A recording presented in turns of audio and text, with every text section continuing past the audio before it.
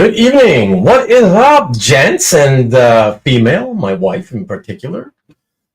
How's it going, everyone? Good to see those of you who have shown up, the few of you who will be here tonight. Expecting, of course, a smaller crowd than usual because there was apparently some kind of a convention that I went to and nobody seemed to want to come and talk to me yet. So same thing with Marcus. Marcus and I were like partners, and Marcus got fed up of the horrible treatment and decided to leave by the Friday. I hung around till Saturday. Didn't see anybody other than some of the people that were avoiding us, and so I left too. Anyways, hope the rest of you had a good time there. And good to see those of you who are here and maybe were there. And tonight, hopefully, we will be talking, we will no doubt be talking about, various topics. As you guys can see, I was hoping, even though I don't have a scheduled guest, I was hoping to talk a little bit about the Neil Gaiman situation.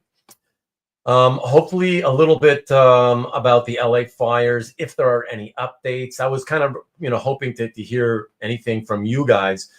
In case you guys have heard anything else from anybody else we may know, any updates at all, that would be nice. I actually haven't heard really anything new since last week. And then, of course, last but not least, what I figure would be the main topic of tonight's conversation, as you see there on the far right, we will, yes, of course, be talking about what everybody's been waiting for, baseball. Los Guerreros de Oaxaca from the Mexican Baseball League. I know you guys have been dying to speak about the team for some time now, so I figured, we'll do that. We'll save that, save the best for last. Maybe I'm thinking. I don't know. We'll see. We'll see what the rest of you guys want to do and how you want to do it. And really quickly, let me just thank the people who subscribed to the channel this week. Quick shout out to my newest subs, Joseph Abera, who, interestingly enough, Joseph is, from what I could tell, it's not somebody who I would think knows anything about American comic books, let alone comic art. He appears to be in Ethiopia, I believe, and is a fine artist. So, Joseph, if you are watching this, I would love it and really appreciate it if you would leave me a comment, either live or if you're watching this on Rewind. Leave me a comment down below in the comment section just to let me know. What was it about my channel that you saw that made you think you should subscribe to it? I'm very curious. So please let me know. Who else? So Philip Bladden, or not sure if you go by Bladen. I would think Bladden. Philip connected with me on Facebook not too long ago, a couple of months ago maybe, Philip. So welcome to you, my friend. Dream Soul Deep, and a couple of anonymous, those of you whose privacy settings don't allow me to see your name, so I can't shout you out by name. All right, so thank you. Appreciate it. And I hope you do see some stuff here that you enjoy. Okay, let's see. Let me jump now. And FYI, we have, shockingly, nothing to promote in terms of other smaller channels on YouTube. Although I suppose I can still tell you all as a reminder to please check out Nikki B's show on Fridays, plural, every Friday at 7 p.m. Eastern, 4 o'clock Pacific. Here's the gentleman, and this is what he looks like now, much older. And I, unfortunately, Nick, did not see any show scheduled for this coming Friday.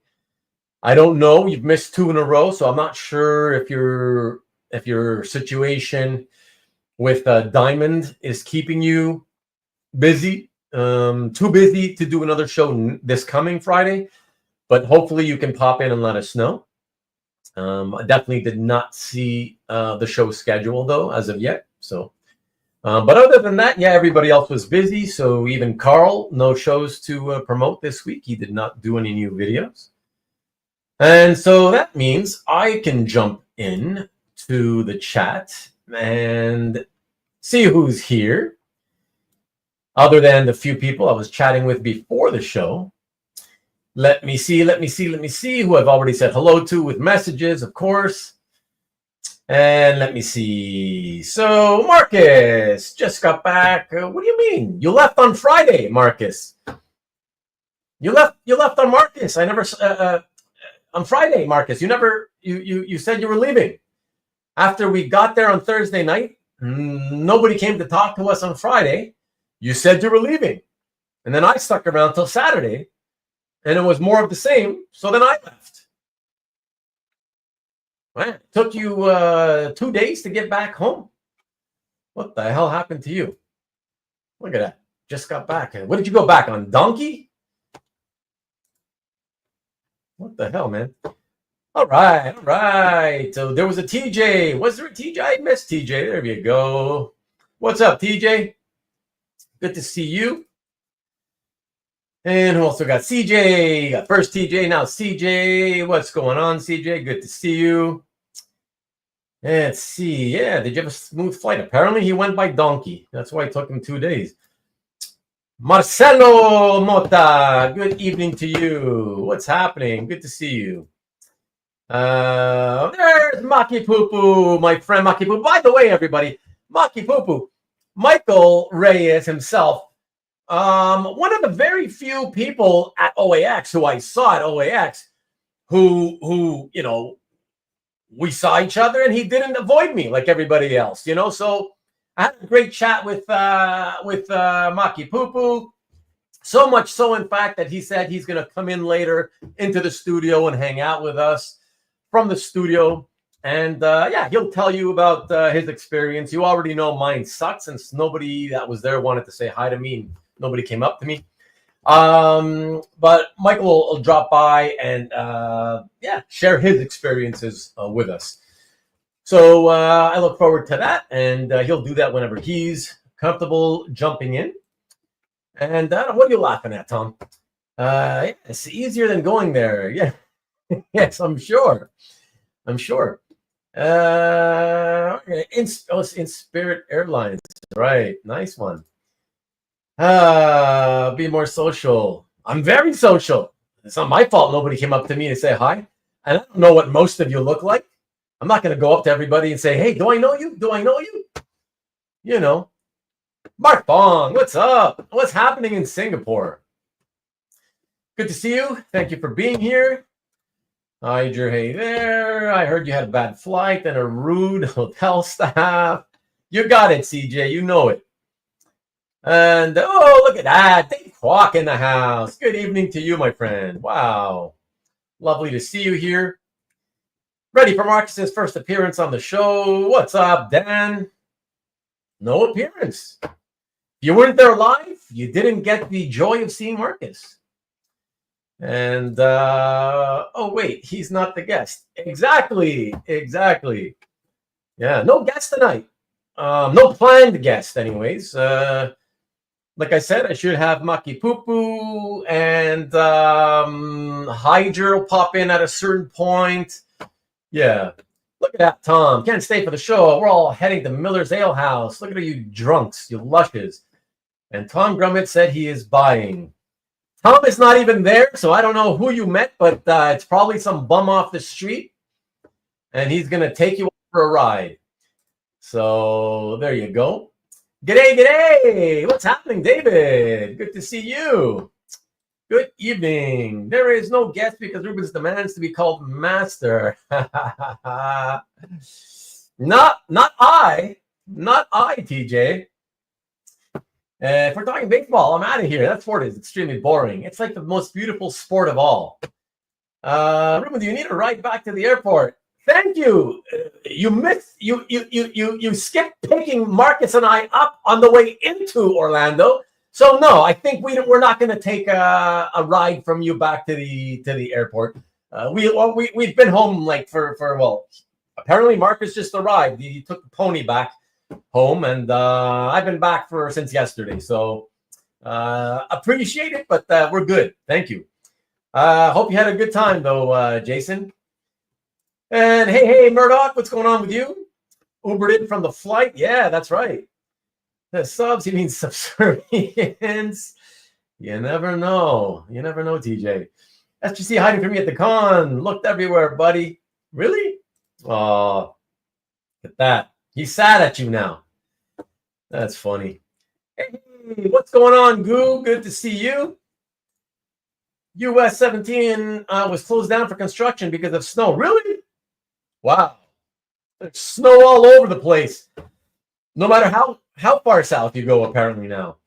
Limited internet here on the flight, and I can't see any video, but I just wanted to apologize to you, Ruben, that great pic we took together somehow got deleted from my phone. How embarrassing. Yeah, I know. What are you going to do? No, it was good to meet you in person, though, Carl, so that's all right. At least, at least you were good enough to come up and say hi when we made eye contact, unlike so many other bastards. That's okay. That's okay. We'll take there'll be other pictures to be taken eventually, Carl. Nikki B, the award winner. Yes, congrats to Nikki B. Number 18. Remind me again, CJ, number 18 on the top 50 list of what was it again? Remind me.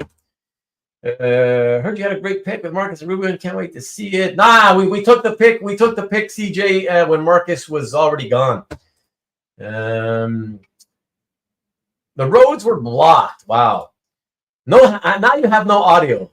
That's okay, man. Whatever. Who knows? Maybe we'll still be here by the time you get back home.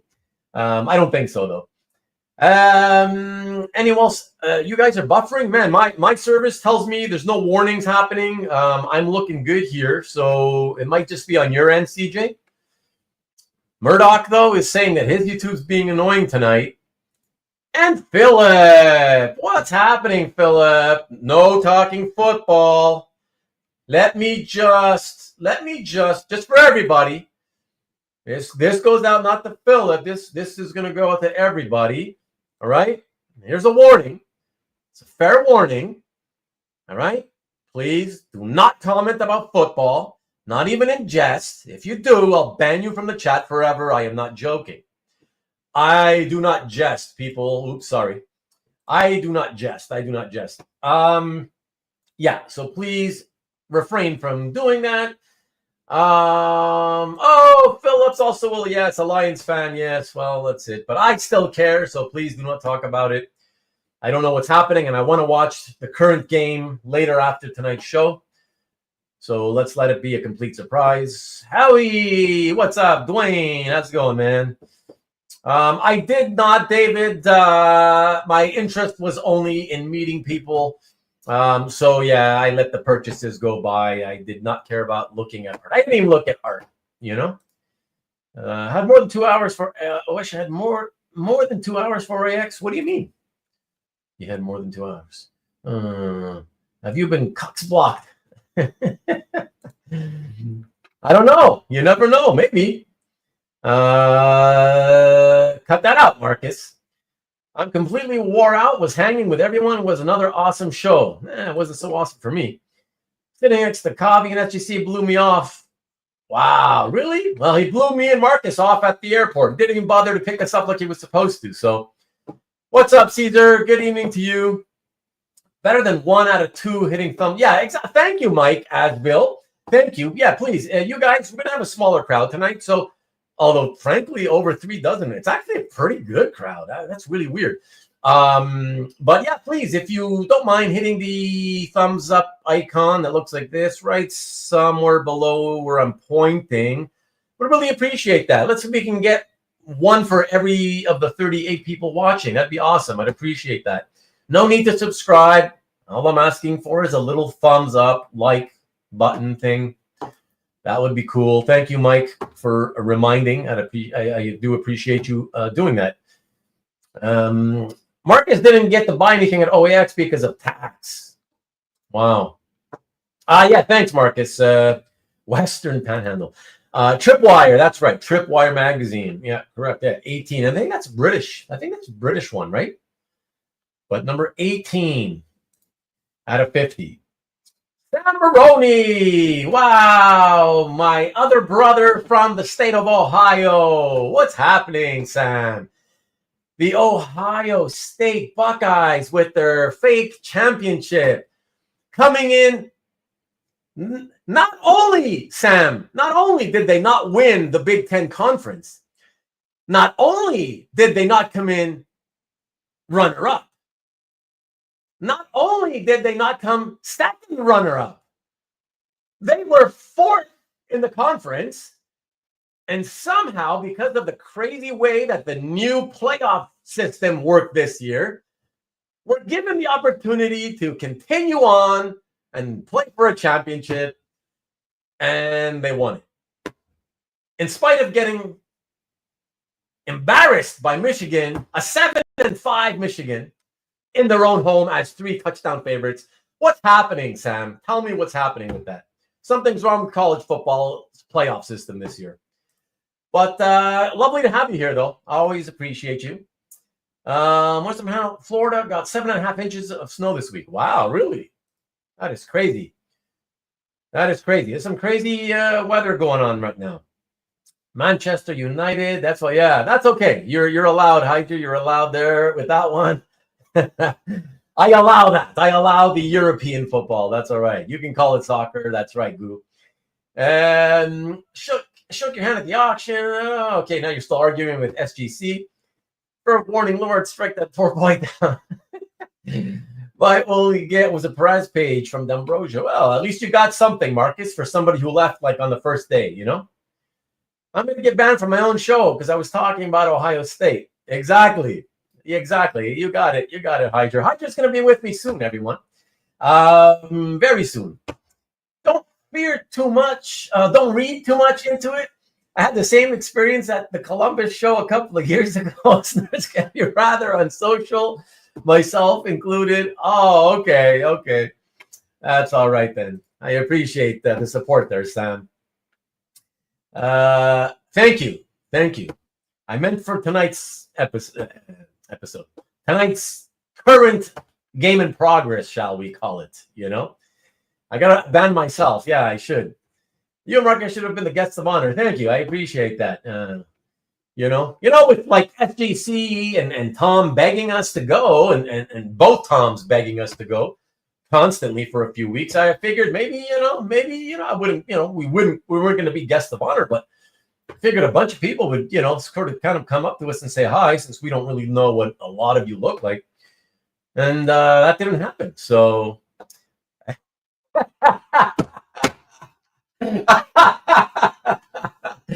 listen, Sam, you got the championship. Just take it. Enjoy it. Okay? Just take it and enjoy it for whatever it's worth. All right? Leave it there. We'll just leave it there. Comic Art Boston. Hey, dropping into the rest of your leg. Have a wonderful. Thank you, my friend. Thank you. Appreciate it. Good to see you. See everybody saying hello. You can discuss cricket then, David. Of course you can, except you have to understand you'll be the only one talking to yourself about it. But if you're willing, I'm good as well. So apologies, you gotta go now. Okay. Bye, Cab. Mark Vega, what's happening, Mark? A different experience watching the show on East Coast time. Wow. Mark, are you another one of the OAX attendees that we didn't run into each other? Were you there? Man, I certainly would have said hi to you if I'd seen you. But yeah, let's see how you feel watching a little bit more of the show from the East Coast. And who else do we got? Vivian saying hi to Cab, and then MLB is conspiring against Rubén by preventing Tampa from being the temporary exposed. You got it, TJ. You got it.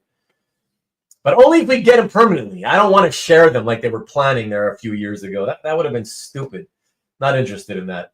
No part-time major league team for me. All right. Sounds good, Mark. So cool. So cool. All right. Well, I'm going to be the only guy here. I always feel kind of like lonely by myself. Caroline Cash was stuck at the airport too. Who's that? Sounds familiar. Is that the... Okay. Remind me who that is, Marcus? I know the name, but I'm forgetting.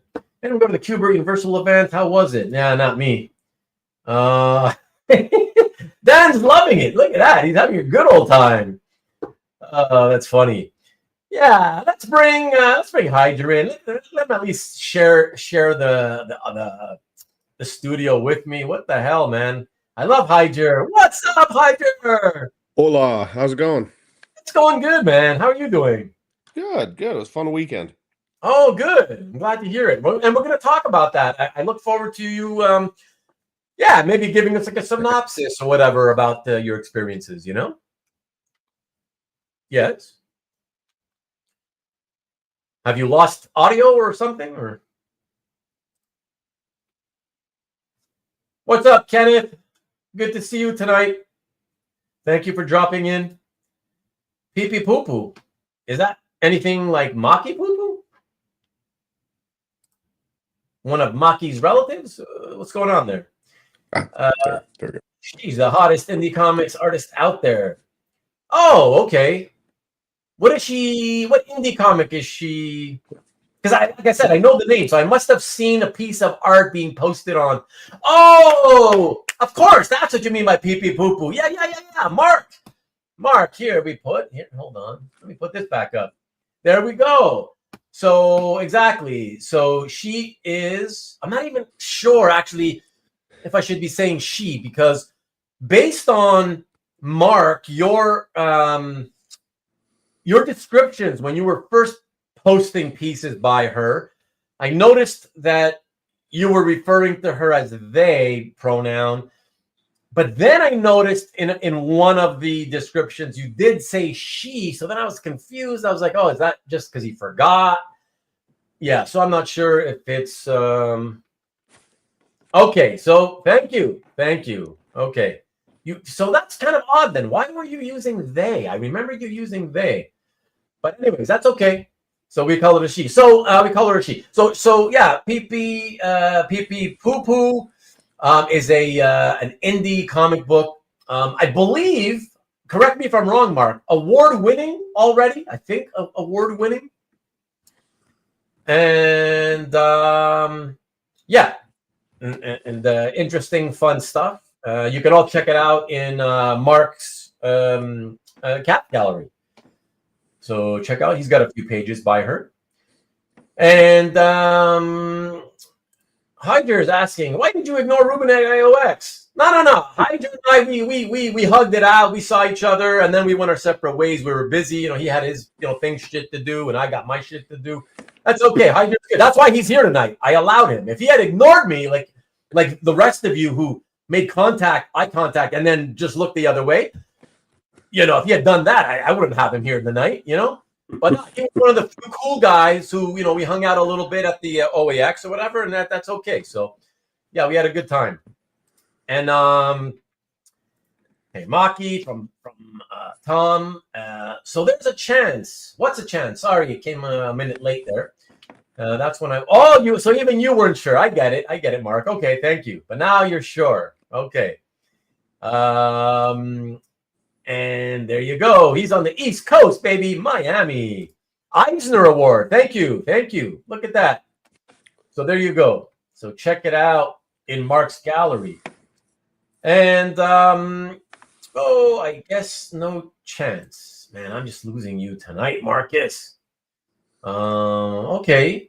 Philip Heidjer frequently likes my art when I post it on Facebook. Thanks. There you go. Oh, look at that FGC. Tom's blasting you, man. He's blasting you for the way you treated everybody this weekend. You didn't pick me and Marcus up at the airport, and then you would completely apparently ignored Tom all weekend. Wow. If I forgive the airport incident, It's tough to forgive. I mean, listen, thankfully, we Ubered it in afterwards. But, we wasted 45 minutes waiting there for no reason. That kind of sucks. Let me think about it. But yeah. I mean, we got Heidjer here who's going to talk to us about his experience at the show. And like I said, Makipoopoo will come in whenever he feels like it, and he'll talk to us about the show. And he can come in whenever he wants. But yeah, I can send you a link, Jason, if you want. No problem. I'll do that. Just give me a minute or two. And if Mark is saying it, there's definitely certainty. Yes, for sure. Heidjer is not on speaking terms. What are you talking about? Of course he is. It's semaphore only. It's what? Semaphore only. No speaking terms. Okay. Is there a catch part? Well, OAX is over now. Yeah. Everybody, Philip spent time bar hopping. I'm not into that. I didn't do that. That's probably why so many people, I didn't run into me, I think everybody was bar hopping, and for me, just give me some water so I can stay hydrated and I'm good. I haven't, to be honest, I never really bar hopped, but I'm not, when you're not in your 20s anymore, do you really want to be bar hopping? Like, your body can't take the alcohol the same way it once did, That's just for me anyways. Needed more friendly Canadians at the con. There's not that many of us though, Stanley, I guess, Well, Gerhard makes up for a lot of you. He's just a gem. He's a really, really sweet guy. He's really nice. Oh, that's good. I'm glad to hear that. Yeah, I know. I've heard the same too. Got some great art drawn by Dan at OAX. Nice. Finally, he speaks. Ooh, he's just being polite, man. He's just being polite. There's no problem with that. Doesn't want to interrupt me. Had a small concession area at Lake Como that sold beer and wine. Well, yeah, but because that's snooty con though, right? Lake Como, whatever. Like everybody's walking around holding wine glasses like this, like, ooh, would you like another sip, sir? Yeah, hoity-toity con, as I call it, And I think you got to pay like an extra $200 to have some people serve you cheese and wine or whatever. So you're paying for it for sure. And serendipity that I chose that one from the covers compilation, Mark. Okay. Love it. You guys can have a little side convo. Look at that. Stanley's loving it. And we got with a freshly coiffed hairdo coming in here. Look at that. Makipoopoo. And he managed to do Heidjer. What's up? Did you get your work done? Are you still got to do that? Yeah, I still got. I don't know. I was too tired when I got home, so I'll probably do it. I don't know. Maybe I'll get up early tomorrow. He was trying to actually do work this weekend.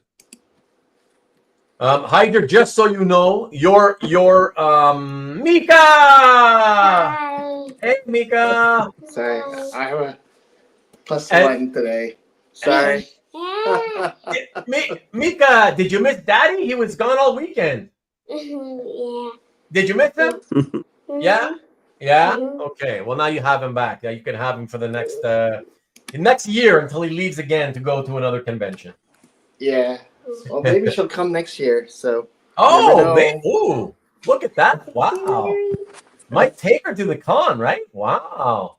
And make it a whole family thing. Maybe we'll Maybe. see what my wife says. She Yeah. doesn't want to come. Wow. Okay.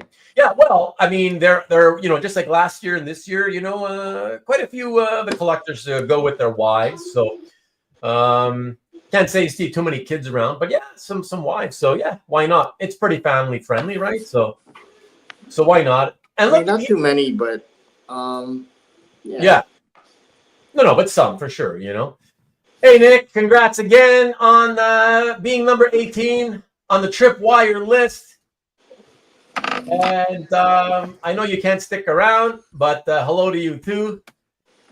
Good to see you. Let's rally the likes. Yeah, exactly, everybody. Please. There's 40 of you. It's actually a really great crowd tonight. Wow. Really unexpected. So yeah, if you don't mind hitting the thumbs up down here somewhere, would appreciate that. There we go. And no, everybody's saying hello to Nick. Look, it's number 18. You were missed. You were missed. And have a good evening, says Mike Adville. Yeah, so guys, give me a second real quick here because Ruben, are you trouble with the audio at all? so I was gonna say, so yeah, sorry, Heidjer. What I was gonna say was that you kind of were going in and out. So that's what I was gonna say, that your it seems like the Wi-Fi is not the greatest. So I just wanted you to know for your own information. It's the earbuds. The audio is the Mac is acting up. So. Oh, you're saying it's your Mac acting up? Yeah, it went out onto the earbuds and wouldn't get off of it on the earbuds. Oh, okay. Okay. Well, whatever. Listen, we'll we'll make do with, however we can. That'll be fine. And we'll do our best. I'm just in the process of sending SGC a link as well. So Jason, I just sent you the link, and yeah, so that way you can pop in when you are ready, anytime, and yeah, and then we'll have 3 of you guys sharing your experiences of OAX. But let me ask you first, Makipoopoo. I know I asked you privately already a few hours ago, but can you confirm, do you have time, or are you right now on a kind of I know you got to work. No, I have some time. You have a little bit of time? Okay. Yeah. Because as I had mentioned to you, I was hoping to kind of save OAX kind of for last, which doesn't mean it'll take long. I did want to at least touch a little bit on the other couple of topics that we showed on this thumbnail, if I could. Yeah. I had so much fun at OAX, so it's for me. This is kind of like an extension of OAX. Yeah, that's good. It really. I had so much fun with with Heidjer. Oh, that's fantastic. I'm glad to hear that. Good. So yes, but just hold all your thoughts, because I do. People only like you on. I know, apparently, CJ. Exactly. That's exactly right. They like me on YouTube, but not in person. Exactly. So what I wanted to do, actually, if I could, is I did want to touch upon just real quick. I assume it's going to be quick. On the LA fires, I haven't heard, unfortunately, any sort of updates from anybody.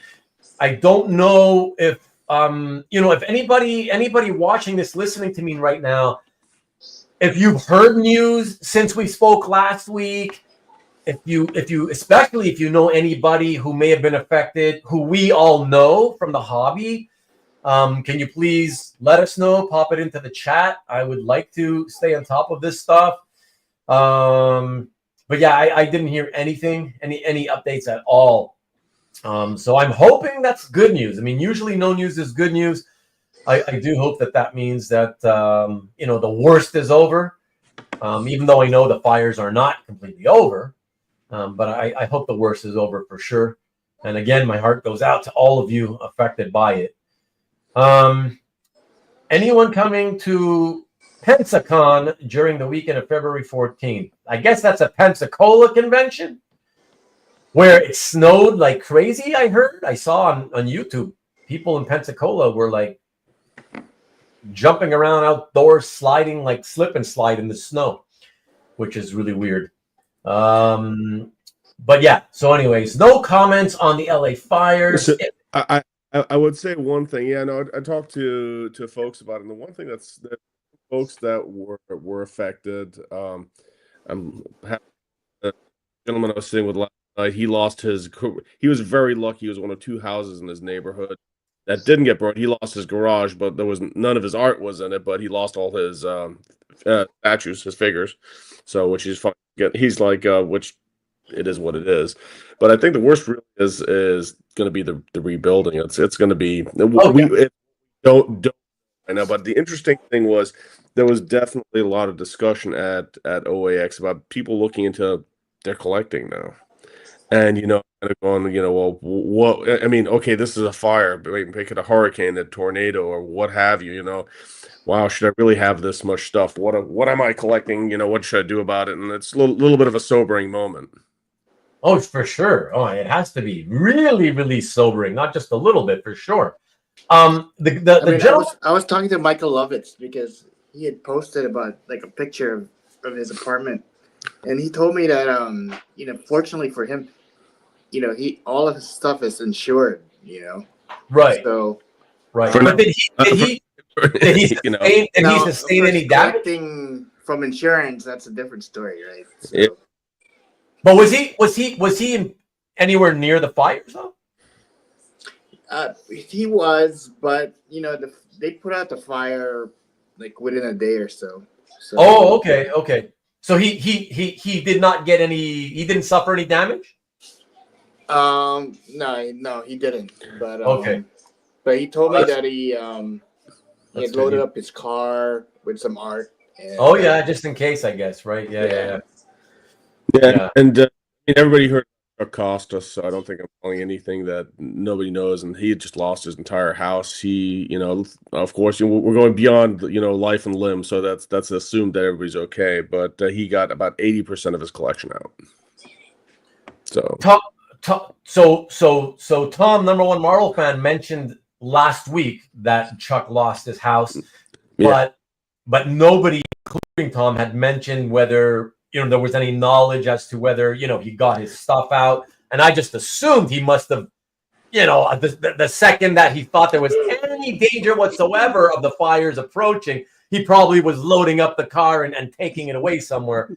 But are you saying, Heidjer, that he may have sustained some losses? Oh, so yeah, I mean, he I was talking to, I forgot who I was talking to, and they said that usually where he was living, the wind blows down towards the ocean, and this time blew up from the ocean and up the hill. This time it was blowing towards the ocean, and pretty much everything up down to the ocean was complete loss. And so he got stuff out, but not everything.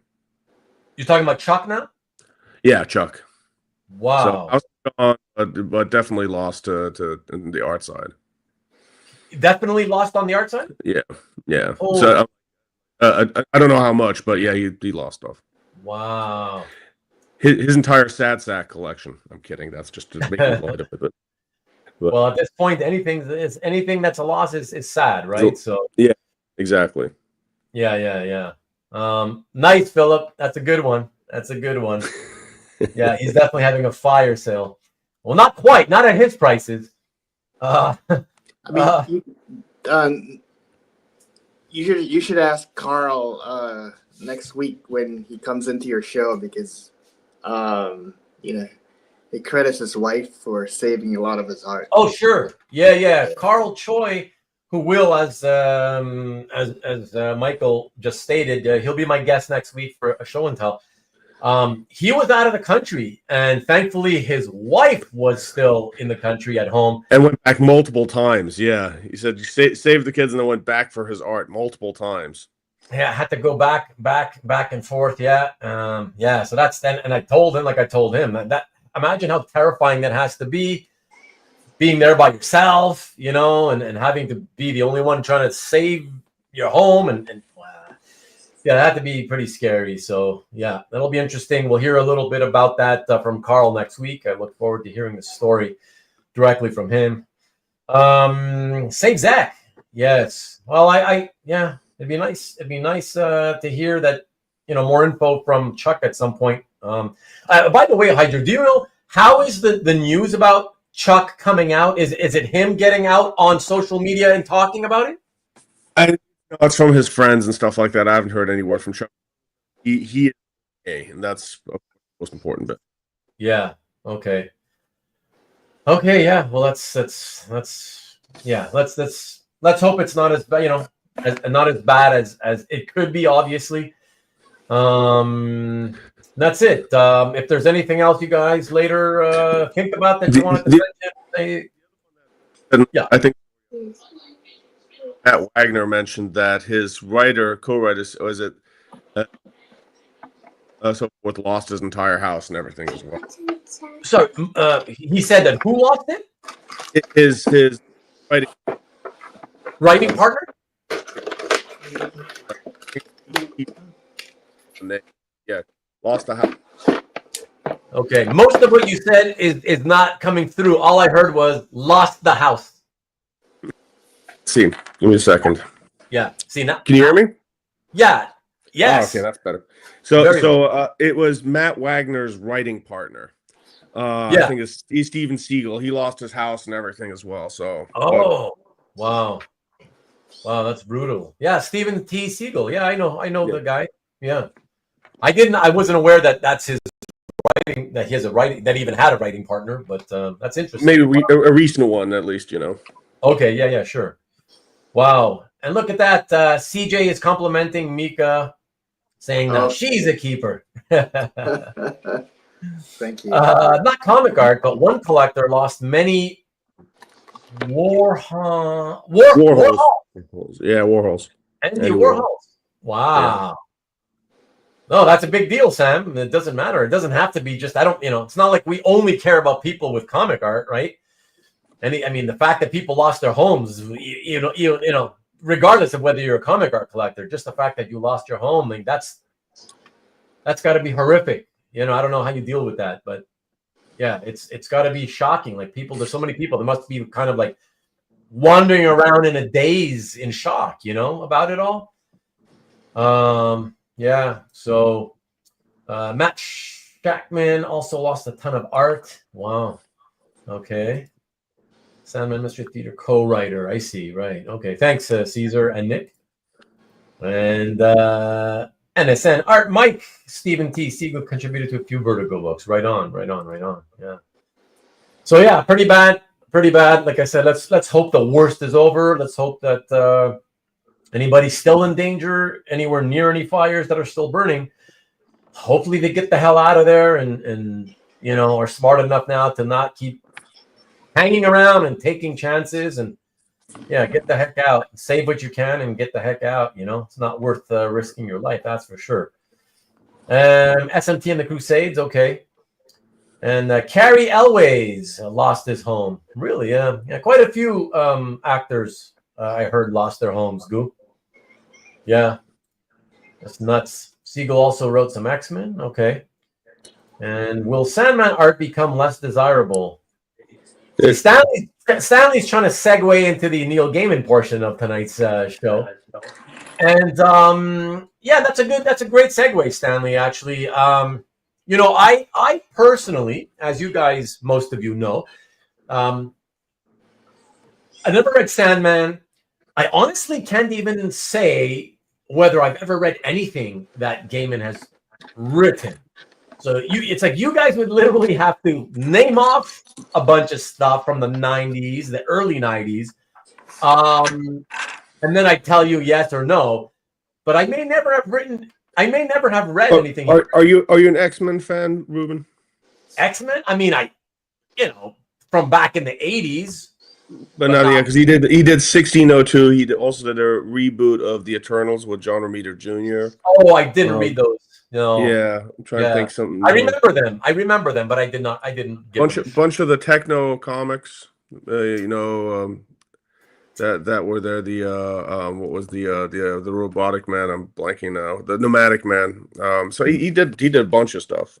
Okay, I definitely didn't read those either. Now, Rick's saying Miracle Man. Now, I can tell you, yes.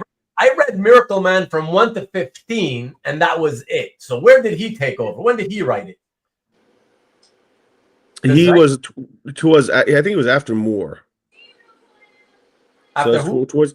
I thought it was. Didn't. Sorry, not Moore. It was towards the end of the Miracle Man run. He wrote. Oh, he's the one who did the that later stuff after that long break that they had or whatever. Okay, then I still didn't read that either. And exactly, Don't F Around with Fire. And another guy who never read Sandman. There we go. Books of Magic mini. I bought it, Caesar. I remember buying Books of Magic because I like the art. I don't think I ended up getting around to reading it though. Or I may have and thought it was boring because I'm not really into magic. So I could definitely see myself having read it and just being sort of like it just went over my head because it's just not my kind of thing. but I remember buying it. Might affect Sandman art. A lot of the Sandman fan base are women. Yeah, but still, a lot of the, there's millions of them now, Philip. So a lot of them are also still men, Yeah, I think at OAX, like, I hardly saw any women over there. It was almost like 95% all guys. So Yeah, exactly. And he also wrote Spawn 19. Sorry, I don't think I got past Spawn. So that was a big discussion with there was a lawsuit between him and Todd McFarlane about Angela, because Right, he I was the remember that. creator of Angela. So I think that's Spawn 19. Oh, First okay. Angela. Okay. And David says that he loved 1602. It was good story, yeah. Oh, yeah? Okay. Yes. Do you think he did anything wrong, or is this a witch hunt? Listen, I believe it. It sounds very believable to me. I got no proof of anything, but sounds pretty believable to me. I think generally, if you don't know all the facts, leads to come out in the courts, and even if he didn't do anything illegal, probably immoral. Oh at yeah, least. sure. So I mean, it's you can still have not like him, even if he's not charged with anything for doing what he did. So I mean, right. I can say, Caesar, thank you. You know what's funny is because I always was an artist follower. I never really cared who was the writer. That's why I tend to remember who wrote what. But I always have this way of, even after 30 whatever years that it's been, I always confuse, and always when I think of Arkham Asylum, I always think that was Neil Gaiman. And then somebody always says, no, that was Grant Morrison. I'm like, oh, right, okay. But you know why? Because I always tend to have a way of remembering the comics from the year they came out. That's how my brain associates.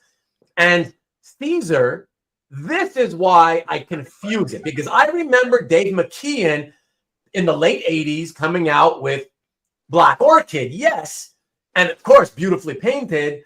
And then right around more or less the same time, it was Arkham Asylum, which is probably why I confuse it and think that Arkham was written by Gaiman, but it's Black Orchid. And yes, I bought it and read it. I love the artwork. I don't really remember anything about the story though, Caesar. Let me know though if it was good or not. But I just loved it for the art. It was worth reading just for that, Andy, yeah, that's right. Andy Kubert drew 1602. Why is there a kid on screen with this topic? Well, we're not. Sorry about that, Carlos. No, that's okay. We're not. We haven't gotten into the weeds with it yet, so that's okay. But if we should, then I'll ask you that maybe it's maybe better. Yeah. Yeah. I know there are some friends of Ed Piskor who are upset by the apparent double standard. Oh, right, being applied. Is there a double? What do you mean by double standard, though? I gotta say, I haven't read anything of the feedback of the Gaiman article that came out. I only read the article and haven't read anything following up on it since then. So I don't know how people like on Facebook and social media are sort of taking to it and what their opinions are. I've got no idea about that. Mika is the foremost expert on this case. Nice, Marcus. Sorry, Pittsburgh. Yeah, no problem. We got it. I understood, obviously.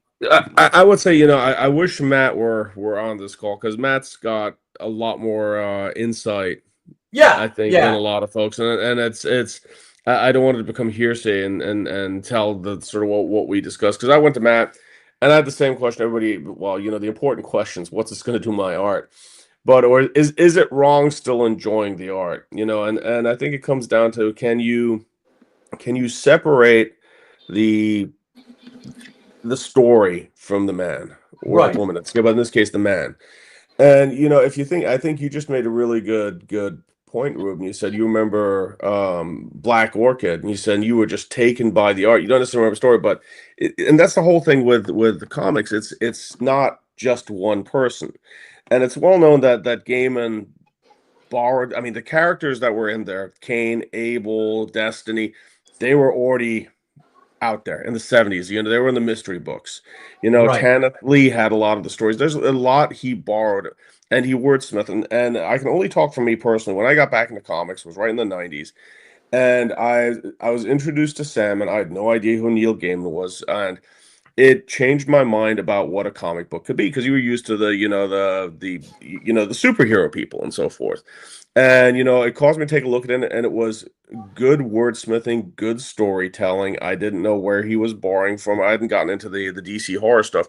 So, you know, recycling the characters, and you can argue that, you know, somebody who created the X-Men or Fantastic Four, there's been a lot of people, whatever, have touched it since then, made it their own, changed it, and altered and so forth. And maybe he was just doing the same thing in an entertainment fashion. That story and the way that the artist depicted the stories, the way the covers were done, made it interesting and made it a whole different thing. And for me, you know, do I think that Gaiman was the best writer at the time? Actually, no. My favorite is still John Ostrander, but I think he told a really good story. And Salmon and the other stuff that he did. Now, does that in any? It's one of those things that, you know.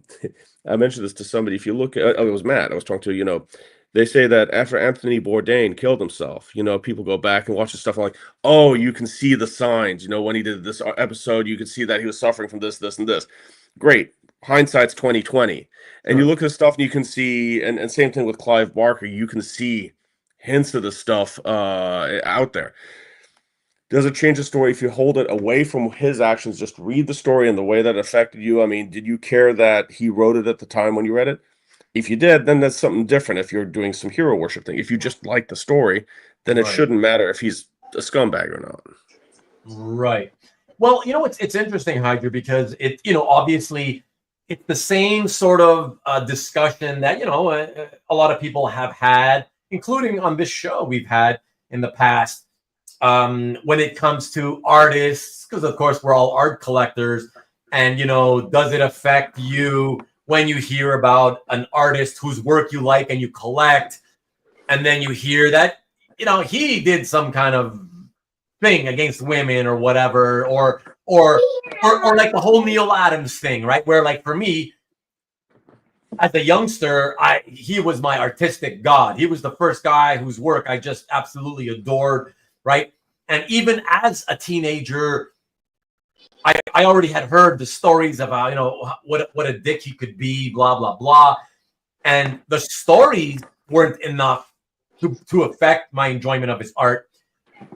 However, when I ultimately went to a convention in 1991 and I had a personal altercation with Neil and it was negative, I got, you know, and then it did affect how I Well, but see the differences, and again, this is not because I don't know the facts of anything. You know, you just read what's in the gossip rags, and I'm not saying he didn't do it, right, but in that case, you know what happened. That's right, direct. You know, right, so a lot of people are reacting to stuff that, you know, they may know 60% or 80% of. You know, I'm not defending it. Don't get me wrong, but there's a difference between it happening to you personally and hearing about it. You know, it's you know, if the person's a, you know, I don't know, it's I'm not defending it. I'm just saying, would I buy something from him now? No. If it's true, you know, what's out there is out there already. You know, my lack of enjoyment of his stuff is not going to make one whit of difference. If you're right, going, you if you really mean it, then don't buy anything else. right, right. So Dan says, so I'll use a real example here. One great way the art appreciates occurs when films take off and launch the franchises into pop culture. One person that has had many allegations is Warren Ellis. But Dan, what does the second sentence have to do with the first one, with art, the price of art going up when, you know, related films come out versus accusations on Warren Ellis? It seems like two different things you're talking about. I'm not really sure what the connection is there. Well, and I mean, for that example, so let's take Gaiman and Terry Pratchett, the Good Omens stuff that was on Amazon, and done with a great cast. It's a fun story and it's fun to watch. And so he provided the, you know, the framework for it. but it's everybody else that added to it too that makes it a fun watch. So I mean, should everybody else there suffer for his misdeeds, which have nothing to do with the story?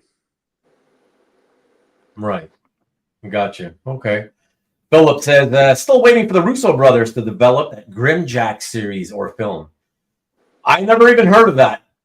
So I imagine you're not going to be seeing that anytime soon, Philip. But then again, I don't know.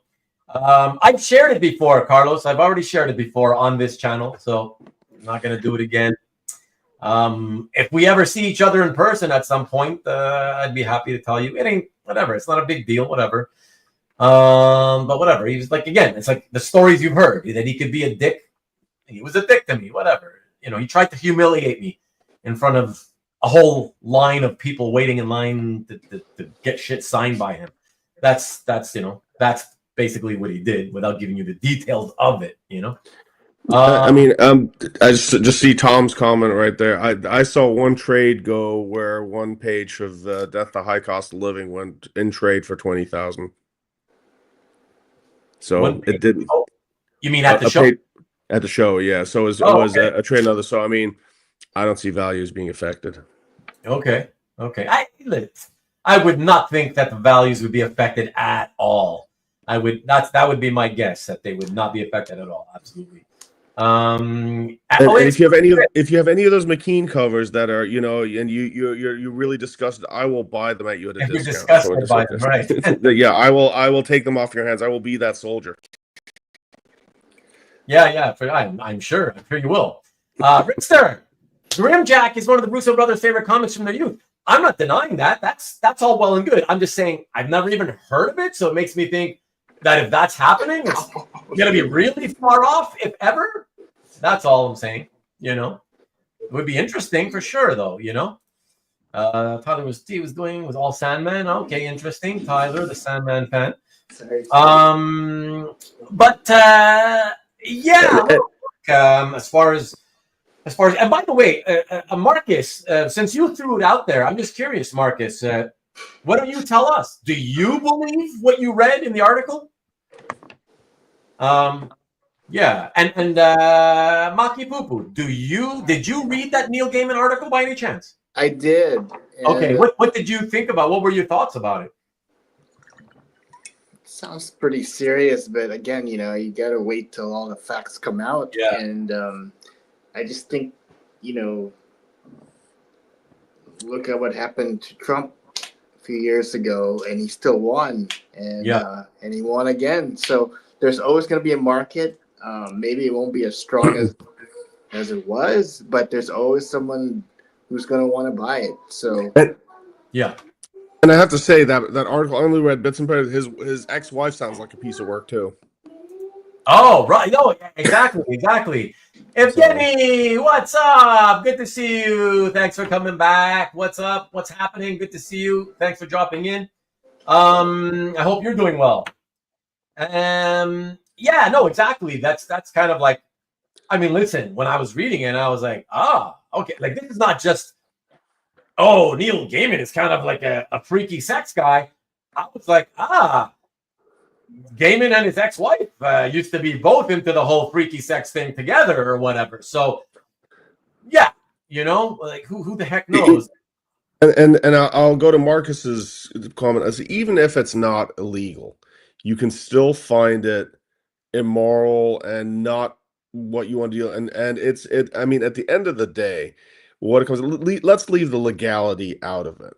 I mean, the portrayal that he had, especially as being an ally to LGBTQ plus, to women and so forth, it just is like a gut punch for folks that looked up to him, and I think that's really what it comes down to.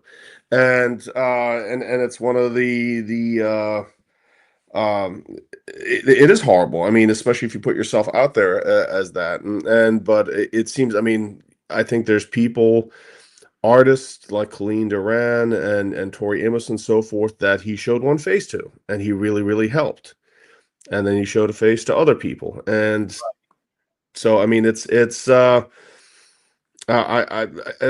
don't, honestly, I don't even want to know. I go back to the which sounds really, it's kind of gossipy and it's horrible. And if he did it and it's not consensual, he should pay for it. Will that affect my enjoyment of the story? That meant a lot to me and got me to no, because I've separated from that. It's Right. not him, but it will make me think twice about getting anything new from him. See, that's very interesting. It goes to show that there is some sort of connect. When you have a connection to a creator in a hobby that you really love and you've kind of been interested in your whole life or a large part of your life, on some level or other, these types of things, when you hear them happen, I think it seems that to most people on some level, different levels for everybody, of course, but on some level, I think it does affect most people, Well, Like, I mean, I think for again, I have one data point, yeah, and when I started reading this again, I had no idea. I had no idea who Grant Morrison was. I had no idea who David Keane. This is all new to me, and so it's you go back there and say, well, I was still fresh faced and had no idea, and I enjoyed it for what it was. It meant nothing to me, and so I think I can separate it from that. Now getting something new, and you kind of go, oh, it's that guy. You kind of go, eh. right, right. Yeah. Like I said, and Pad Bear was saying, hi, Pad Bear, by the way. He said, if you enjoy the art, then there's nothing that he's alleged to have done should affect it because he wasn't the artist. I do get that, Pad Bear, but believe me, and I'm only telling you this because we've had this discussion before, and so we've heard feedback from different collectors, and I can tell you, on the whole, it does seem that to some degree, people will be affected in some way. Like, look at what Heidjer just said, right? It won't affect them with the art, so on and so forth, but maybe it kind of makes him feel like if he puts out some new thing to read, he may not be in the mood to buy that new. You know what I mean? So, well, I think it colors it. It definitely colors your perception of it. Yes. And I'm going to use a really poor analogy.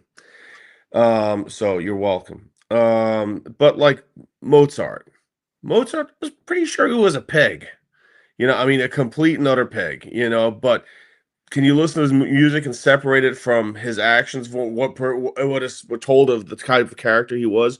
Or Beethoven was supposedly be a horrible person as well, but or any of the rock stars that were assholes. Because sometimes it's some of the greatest art comes out of that conflict, and if you really want to enjoy the art, you can't look at the person. I mean, Jackson Pollock was an unrequited alcoholic, and I think he was abusive too. But I mean, it's just sort of sometimes it's really hard to balance the morality with the artistic push as well.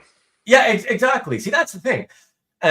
Goo makes a good point, right? Like he says, okay, so I used to go to that 70s show episode tapings, right? And the show isn't quite the same with the knowledge of, the actor, Danny Masterson, now going to jail for decades or whatever. And I'm sure the autographs are worth less too. Oh, yeah, I'm sure too, of course. But TJ, I also understand from TJ's point of view, right? He's taking the opposite side of the coin. So is any of his writing derived from these claimed activities? No, not likely. If not, just because his life choices are distasteful, have no relationship to you enjoying his writing. And I get that too. So I agree with that statement you're making, TJ. I just gotta say though, that even though I agree with it, somehow it's hard to explain, but somehow in some way, there's this connection you feel to the entertainment you receive from the creators that create it that suddenly feels tainted in some way when you find out that they're terrible people or they did terrible things. Well, I mean, I think it's again the betrayal. He his work is always very much of that of an ally to probably some marginalized groups or to women and so forth, and to have this flip around feels like a betrayal, I think, and that's why it colors it. Right. I mean, if if he did a lot of children's stories and he was found to be a raging pedophile, yeah, then you'd be like, okay, that's really, really warped. It's not to that sort of level yet, but I think there is. It's that sense of, did you really mean it, or was this just part of what was playing out in your head? Yeah, I totally get it. Look at Dan, says, look at it this way: movies, TV shows, trades collections, they all contribute to franchise value. If the brand takes a hit, it goes down some, and in demand as well. Not for sure. That's right. So that goes to show that it means fans to some level are affected in some way. Yeah. Are you watching Polanski movies? I watched them because of the fact that, first of all, back when I watched them, it was only because out of curiosity, like, as a kid, hearing the name all the time. Oh, what a great director. And I'm like, okay, let me see what's the big deal about this guy's movie. So I watched it for that reason. But it's weird because it's different in the sense that I believe that when these things happen, you hear about these types of things. I think us as fans, I think it's pretty safe to say that the more removed we are from it, the less it bothers us, and therefore the less we're likely to let it affect us. So it's kind of like, if you knew that, Polanski, he had sex with a bunch of like young girls underage or whatever, and that's proven, right? But like, you're telling me this, and I'm only finding out, let's say, when I'm like in my 30s or something, because I don't know, up until then maybe I never saw Polanski movies. It seems so far removed from me that it's kind of like, yes, I'll be like, oh, really? Wow, what a piece of crap, But I'm not necessarily, I don't think, gonna like, I'm putting a block on Polanski. If I find out this is directed or produced by Polanski, I'm not watching that. I have to say, I don't think I would do that. I would just, you know what I mean? Well, I mean, the other thing is it is human hypocrisy. But Gary Glitter, he's a pedophile. Right. I have no problem blocking him. He only did one song. Who gives a shit? Now, but if it's somebody that, that's a big name, has tons of hits that you grew up with, like, you're going to be a little bit more, have a little bit of moral equivalency there. Yeah. No, I agree with that too. Chris Daily Graham. But as Heidjer said, Gaiman was bigger than his stories. People idolized him. So it's a big fall because of that. I agree with that too. Like I said, I understand from both sides of the coin. Personally, I agree with both sides. But I can only say that as somebody who feels in some way affected, it's hard to explain. But for me, I do feel like there's always that personal, when it's entertainment, even though you don't know these people, I don't know, there's that connection. The entertainment that they produce for us to consume and enjoy, it's the link between us. Yeah. And that's what links us to the creators. People say, well, you don't know him, you never met him, you weren't his friend. That's true. But like I say, what they produce to entertain us, that's how they reach out to us. And that's how we feel connected to them in some way. And so I think that makes kind of sense, that if anybody who feels affected by these things, that's kind of how I explain it, because you do feel some connection, because you're living vicariously through that creator's work, I guess is a good way that I can put it. I believe that's what we're doing. We're leaving. It's your escapism. It's your story that you're telling. It's your entertainment. It is not necessarily living vicarious, but it's your escape. It's your safe space. Right. And it's no longer safe. Yeah, exactly. From Hero Zero. Yeah, well, we'll see over time, Rick. We'll see over time if it's got. I don't think it's going to be quite zero, but we'll see over time. We'll see. Edgar Allan Poe was a total nut. Yeah, and you see, and that's the thing, CJ. That's kind of another example of, like, when you're talking about what I mentioned earlier about, like, the more further removed we are of it, I think people tend to care less, because not that we want to care less or that it's unfair in any way. It's just, it's harder to relate when it happened even longer ago. In other words, if you're talking about, let's say, Mozart. yeah, Same like you thing. said, right, like the example Yeah. with Mozart, exactly, because it was hundreds of years ago and not just decades or years ago. Yeah, it's just harder to really relate to most of us. Mozart is just somebody who you know as a name of a genius musical composer who did classical music, and you may have heard some of his songs, and that's it. Like, for most people, you know. And so, yeah, I can understand how you wouldn't feel any connection to that other than musically, if you like that kind of music, you know. And why it wouldn't bother you to today to hear, oh, but do you know about his history? Hundreds of years ago, he was a total pig as well, blah, blah, blah. Yeah, I think that distance and the disconnect helps us to kind of not care as much or at all. And John C said, "Is it allegations so far?" And that's the whole thing. It's the question. Even if it's allegations, there's a lot of, I think, where they're bad joke giving how we started. Where there's smoke, there's fire. I mean, there's enough people coming out, and it's probably true, but it's the question of, is it criminal versus is it immoral? But I mean, it's, again, not defending necessarily. It has come because I don't know the facts, but it's really, as we saw with Pisker, is very, very quick to crucify somebody and pile on. And I mean, I'll say one word: Woody Allen. Right. I mean, and there is no denying his films are brilliant. And now people are sort of saying, well, were the allegations really true and so forth? Again, I don't know. But his career was toast after that, but there's no denying that his work was really, really, really good and funny. Yeah, absolutely. Look at TJ's comment. I just want to say, let me just read it, and I'll get back to you, Heidjer. It's basically a self-view of morality. His accused actions are immoral. You enjoy his work and cannot rationalize that you would like the output of someone that is capable of those actions he's accused of. Yeah. Perfectly said. Yeah, that's exactly. That's a beautifully said.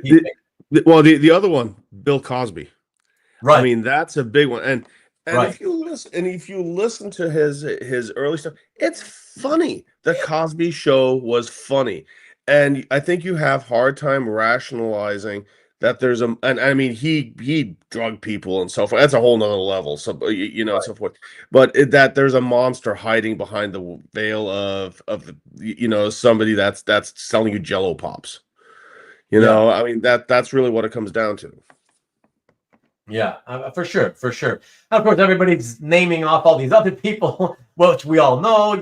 R. Kelly, Michael Jackson, whatever. There's the J.K. Rowling when she went off the rails with the whole anti-trans and just wouldn't shut up about it. So, yeah, and John, as far as allegations, like Marcus said earlier, I believe Gaiman admitted that these things happen.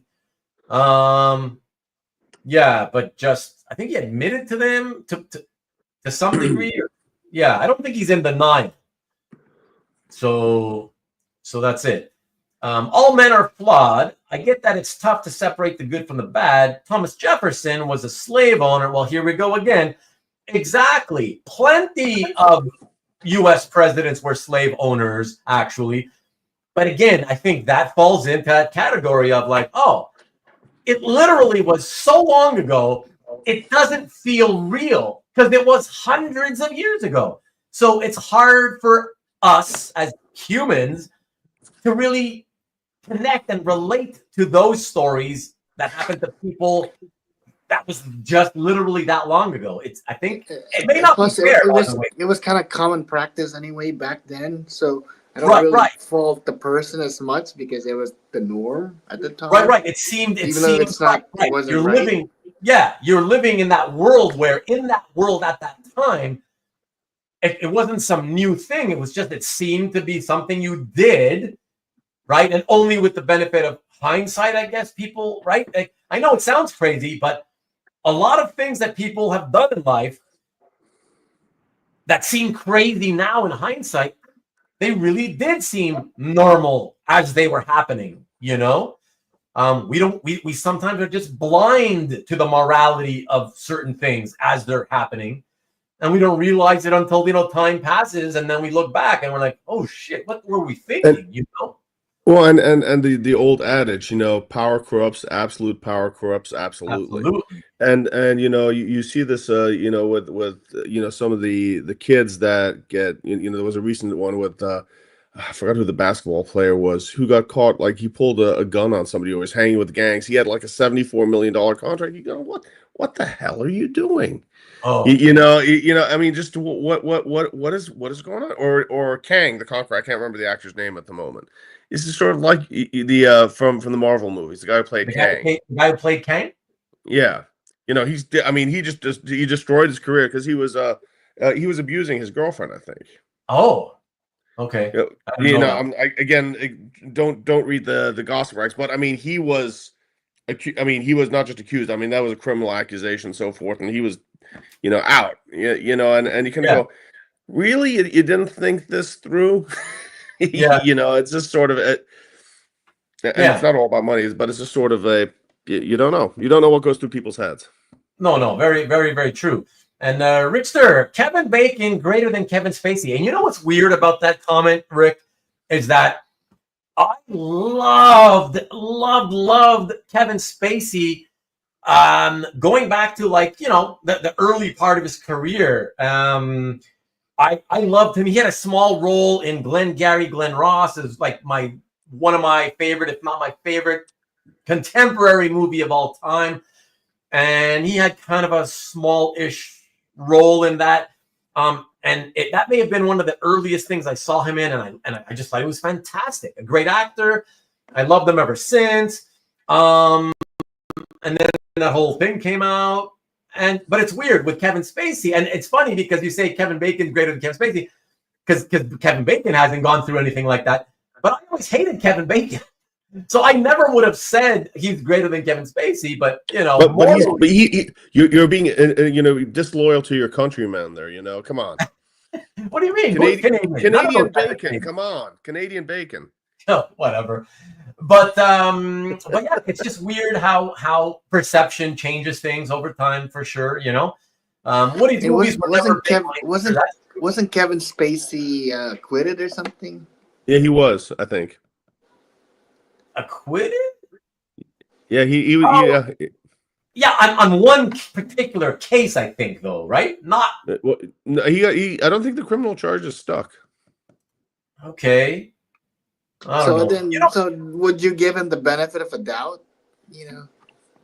It's weird. I just thought the way the whole thing happened was just so weird. That's my everlasting memory of it. It was more about, wow, look at that artwork. Whoa, Mika. Woo! That's beautiful. That's OA for you. That's super. Look at that. That's gorgeous. Show, so sorry about that. That's Daddy's next hairdo. What a great job, Mika.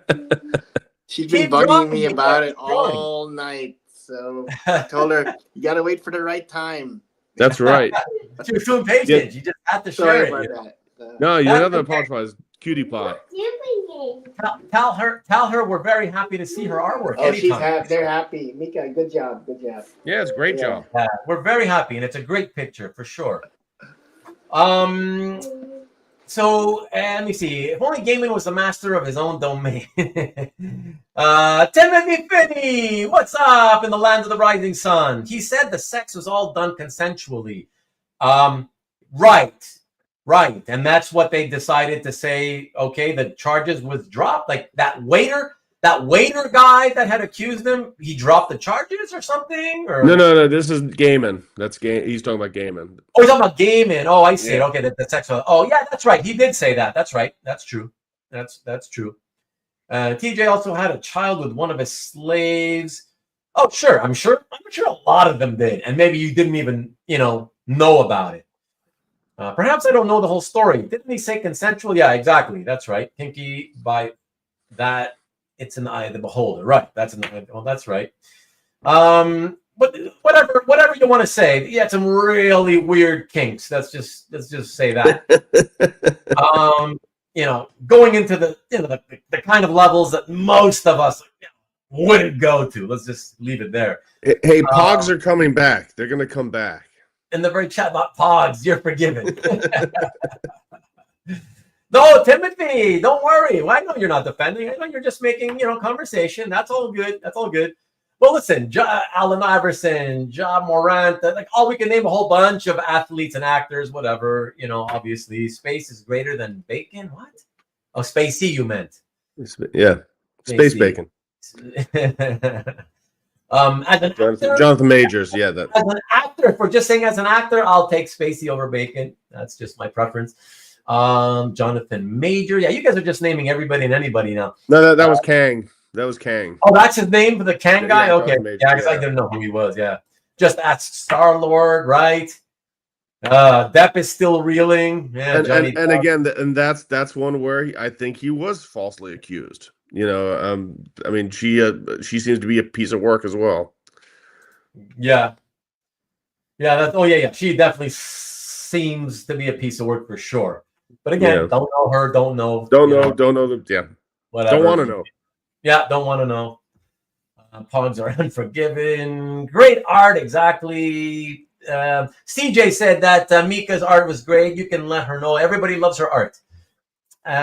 Pig in Space. Piece of space. They say your art is good. Thank you. You're welcome.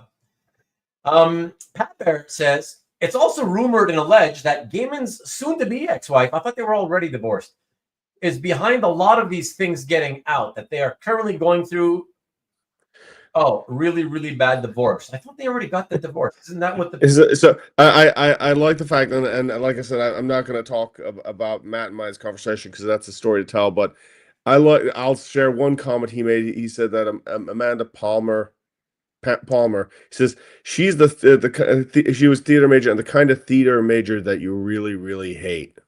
Who said that? Matt Kennedy. Oh. Take his word for it. Hang, not just for astronauts. All right. So that's good. I think we've covered the topic. That's good. I didn't want to get too far into the weeds with that, especially since I think the art will hold up, especially because of the artists, if no other reason. Yeah. Those great artists. Yeah, I think so too. That's my hunch. Yeah. It won't go down that much. Yeah, I believe that all the trades of the comics, I believe they will continue to sell, thousands and thousands every month, evergreen forever, whatever you call that, and that's my opinion. But if your conscience weighs on you and you cannot keep the art in your hands and it really burns, I will take it after. I will be your soul leader. I will do that for you. And Timothy clears up. I will say this. I have various pages from Gaiman's works. Some I would have said were my absolute faves for years. They are not my faves currently. But given time, because you still love the artists, they may be your faves again at some point with time. Right, Timothy? I mean, I think it's very possible. But I don't see you selling that anytime soon. But you can let us know if you how you feel about that. So Philip says, now if we find out some bad info about Sam Keith. Sam Keith or Chris Baccello, yeah. it would affect the Sandman art prices. I don't know if it would affect the prices because the thing about this hobby being that the product is one of a kind, it gives the product the advantage of still being able to sustain its value even when a certain portion of the demand falls off, because it's still one of a kind. Because all it takes is one person who still loves it, who can afford it, to be willing to spend the current market price on any pages that come available. And there you go. The market price is maintained, Well, and if you really look at this as if you want to get all high and mighty about comic art and the comics as an art form and so forth. If this really grows into something, museum worthy, the Lucas Museum has a difference and so forth. The Vertigo line was a pivotal point in the 90s. And a lot of other stuff has launched from that, and Sandman was part of it. So if you're gonna look this as an art movement, whatever you want, just as Kirby has its role, Vertigo has its role, and Sandman will have its role. And you can't argue that. I agree. And again, listen, like I said, these things take time to play themselves out. We'll see over time what happens, how people think about it, how people think about him. Will he be able to make some sort of comeback? That'll probably, at least in the public eye, that'll depend on what happens with, the accusations, any kind of court type, lawsuits, whatever, I will also take your bikini art. Just looking at there, if you have a problem with it, I will take that too. I will be that soldier for you. We will be that guy to fall on the sword, right? Heidjer will fall on your sword anytime. I'm a mensch. What can I say? I would do that for you. Exactly. What's up, Paul? Good to see you. And a lot of Sandman collectors have been collecting for decades. That's right. It's not going to change, I don't think. If you feel that way about Gaiman, are you going to dump McKeon art? Yeah, exactly. I don't think so, TJ. Dan says, nobody's discounting their Sandman art. That's true. Not in this hobby. Just got to accept that and remove the OA from the convo. Yeah, I agree. I've got a lot of Lucifer art, says Mike, and word is he's not a nice guy. Who's Lucifer, the devil? It's a tongue-in-cheek. No, hold on. I hope Lucifer is not a nice guy, so Lucifer art. Oh, I thought he was referring to the guy who drew Lucifer. Yeah. Okay. Sorry, Mike. I don't go ahead. There we go. Thank you, Heidjer, for saving me. Sandman should hold up fine. His other stuff, who knows? Yeah, because of how powerful Sandman is, right? In terms of the love that so many people have for it. That should help it sustain itself, That's what I think, Rick. Lucifer has a pretty sweet bar in Vegas. I remember when Sandman came out at the right time. I remember the comic shop where I was buying the comics. This is again, mid '90s. They did have a famous serial killer card set. I remember sold that. out, and so forth, and the Dahmer art. And to throw in there, they don't display it, but the Smithsonian has a pretty significant collection of 20th century, a certain 20th century German dictators art as well. So they don't show it though, but they have it. Oh, they have it. Yeah. Yeah. But that the serial killer set, wasn't that something to do with Sienkiewicz on art? That I don't know. I never looked, but it was messed up. It's just like trading cards. Yeah, I confuse the sets because I remember there was also like a world dictators card set. Yeah. And I don't think it had something to do with something. Just don't put the Dahmer art on Heritage, Put it on Comic Link. If you learn anything from this channel, people, whatever you do, it goes in the kids' room, that you hang it in the kids' room. Oh, that's funny. And anybody can send 1602 art to Pad Bear. He's willing to take that and fall on that sword. I'm sure. You guys are so generous. Lucifer, great series on Fox, and Netflix actor was tremendous. Okay, thanks for letting us know, Dan. There are weird people who actually would buy Hitler paintings. Oh, sure. Oh, yeah. No doubt. It's absolutely. Yeah, absolutely. A lot of people who buy it's called Nazi memorabilia, Yeah. Yeah. I didn't buy the Tom Neely page. No, that wasn't me, unfortunately. It was a great deal for sure. $114, man. Dark Horse canceled the latest series of Graveyard Book. Movie likely won't come out. Sandman season 3 would be a surprise. That's probably very likely to be on the back burner. Miracle Man Dark Age is unlikely. Yeah, we'll see, man. Time will tell for all of this stuff, Wait a minute. Gaiman also wrote Doctor Who. Shut it down. Yeah, that's funny. Wow, Elon Musk would clearly buy it. Yeah. He probably owns a lot of it already. He's got the world's biggest collection, I think. Dark Horse was the American Gods sequel. Yeah. The novel, right? Yeah. So I have pages from that. I have pages from Graveyard Book. You know. Okay. But American Gods, wasn't that his novel? That It was a novel. Yeah. Well, it's a novel, and they did a TV show for it as well. Okay, I see. Right. Yeah, because I believe his novel, the American Gods series, they serialized it as a comic, and they had a couple follow-ups as well. I see. Like as a comic. Okay. I just remember it as a series of novels that famed illustrator Robert McGinnis did the cover paintings for. That's why. The comic books, actually Glenn Fabry did some tremendous, really cool covers for that, and pencil covers for American Gods, and Scott Hampton did the painted interiors for the first one. Just really beautiful stuff. Oh, nice. How about some canceled artists? Armando Gill, Jerry Jones. I mean, didn't the guy? Well, not this guy. He passed away, and he was not accused of anything that I know of. But the guy who did the rest of this, what's collected in here, a Canadian guy. What's his name? Cameron Stewart, right? Don't know him. You don't know?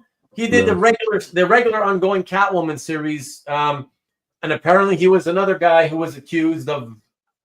I don't know. For a while there were like several comic creators that were being accused of, I guess, hitting on girls or whatever you call it, like molesting girls at conventions or something. Yeah. And he was one of them. So, but he got canceled apparently, along with a few other comic creators.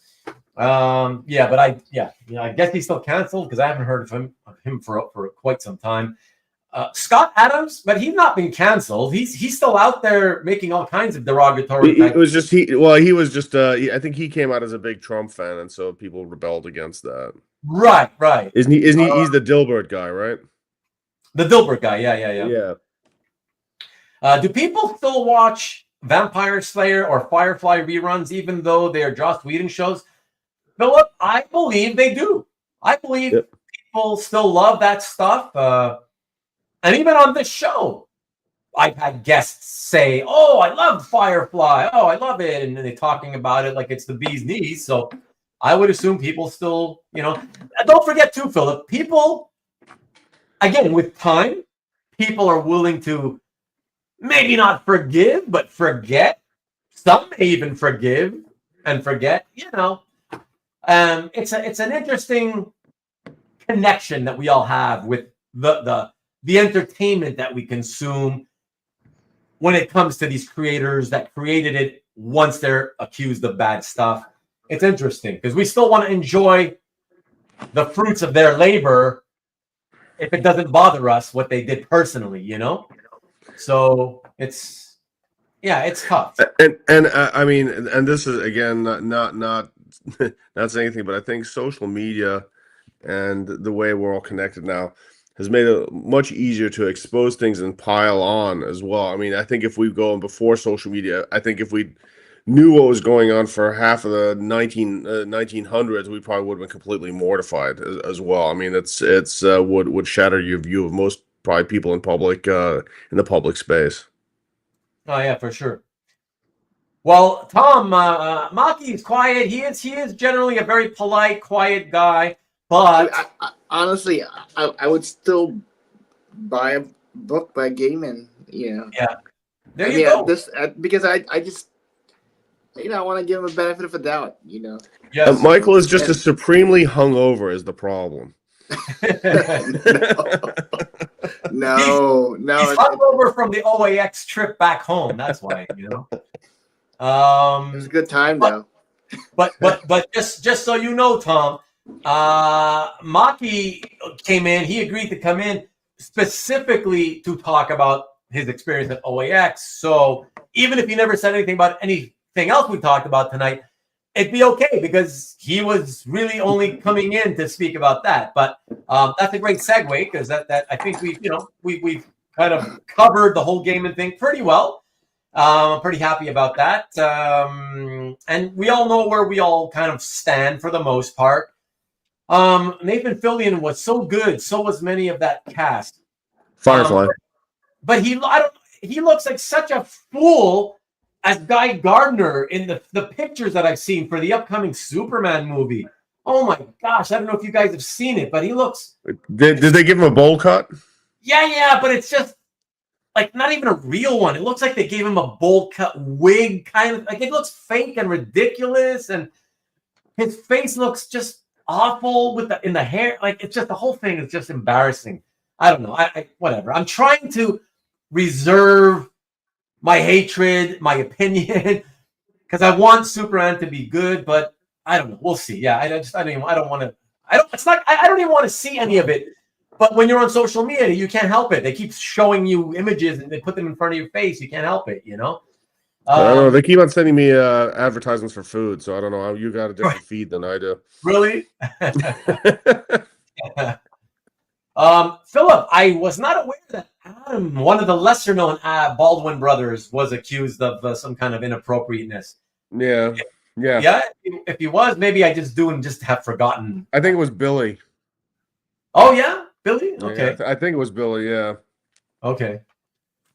Rick is confident that Fillion will pull off Guy Gardner. Okay. All right. Like I said, I want to reserve judgment until let's just see what happens, you know. Not a brother. There's there's like 5 of them. Isn't Adam one of the brothers? Oh, he's just one of those other actors just named Baldwin who's not part of that family. Okay. Thank you, Goop. I appreciate that. Okay. I think I know who you're talking about now that you mentioned it. Yeah. Adam turned out to be a gun nut, and he's not on one of the... Okay, I know who you're talking about now. Yeah. Maybe I'm thinking of an Arquette was also... Well, they were all the same. You know, you all blend together. It's hard. Yeah, that's it. It's hard to keep track of all these entertainment acting families, you know? Lovecraft is interesting. His racism colors, no pun intended, his legacy and his works. People still read him, and Black writers have used the racism to add layers to the Cthulhu mythos. All I can say to that, Timothy, is what I said earlier. You're talking about H.P. Lovecraft, a guy who has not been on this earthly plane for like, I don't know when he passed away, but it's been a long time. Well, you know, it's been so long that it's just so hard to relate to that and connect with it. Like, it wouldn't bother me at all. And again, this is one of these things also, if you look at Lovecraft, and I think Howard as well, they all committed suicide. That was something, you know, they had something wrong other than Echoing as well, you know, so. Yeah, that's for sure. Clark Kent, look at the lyric meister himself. There was the real gent. Yes, sir. Meet any cool artists at OAX. He's like, let's move on. Let's move on. Like, let's get to OAX. Hey, good segue, guys, because Southern Comic Geek says now about that OAX show. Jason, you still haven't even sent a commented about the fact that I sent you that link an hour ago. You haven't even commented to say, hey, I got your link. So why don't you pop on in, and the 3 of you guys can share your stories together and share your experiences. So, you know, if you didn't get the link, let me know, because I sent it to you like an hour ago or something. All right.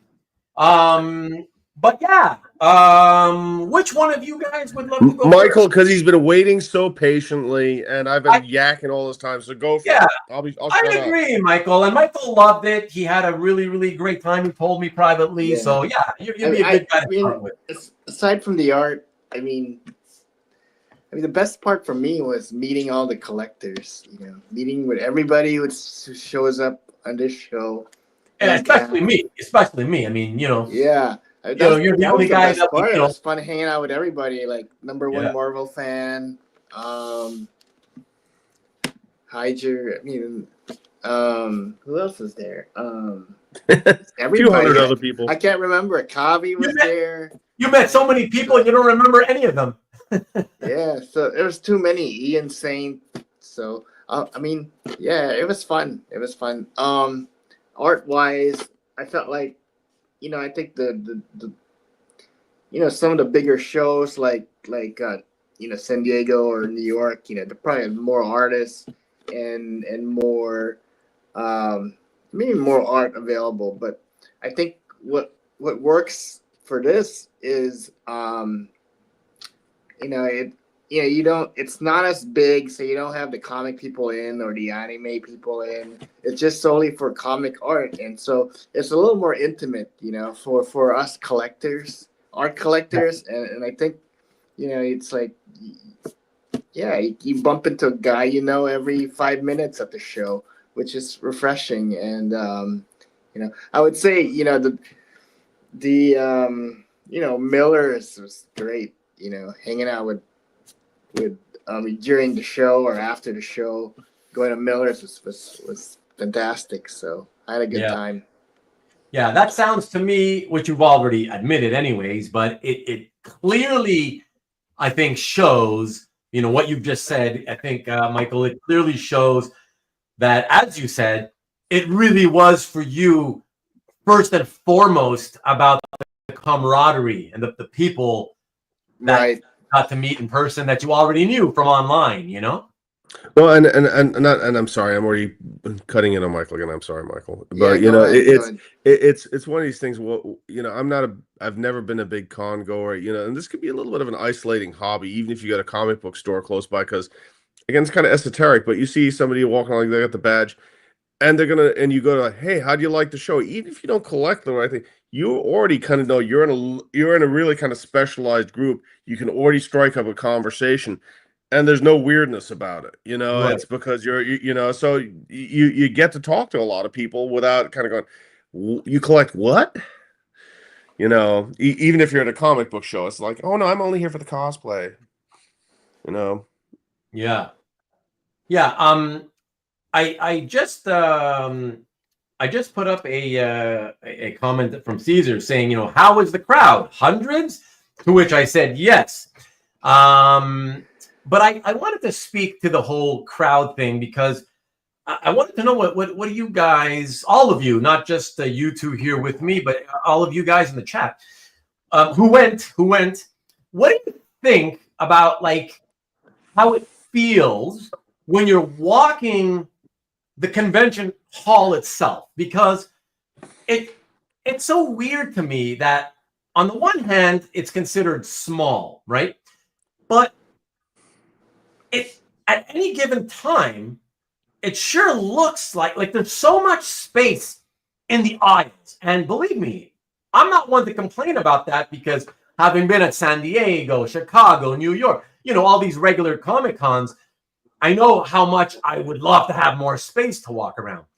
But here, there's so much space relative to the amount of people that attend. I find personally, it makes it feel depressing. In the convention hall itself, I feel that it feels like there's nobody there. It feels like there's nobody there. It feels didn't like bother me. No, it didn't bother me either. I think No. if you were a dealer, maybe it would, but it didn't bother me at all. It didn't seem that way, Everybody I talked to that said they were having a good show. They make some sales, and it doesn't make you feel oppressed, and it doesn't make you feel like, oh, I've got to get in line now to see Adam Kubert, otherwise I'm never gonna, because and if it was, I don't know, it's friendly. It's very chill. Yeah. So Southern Comic Geek said the same thing, that it's very chill versus regular Comic Cons, lots of cool art, but he agrees that seeing other people in person is the best thing for him too. So that's how does it feel to be a complete unknown with no directions home? Exactly. That's how you and I felt, Marcus. I like more space. Again, I do too. I'd rather have space than crowded aisles.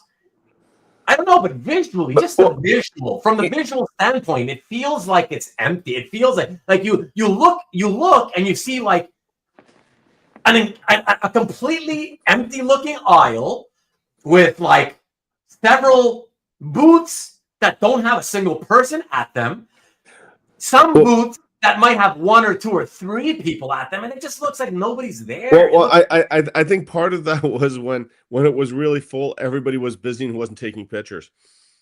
And I'm serious. Like I took my pictures this morning when I came in. They opened early. There was nobody in, and I just took shots and pictures, and people just wandering in. But I mean, it's all through the hotel.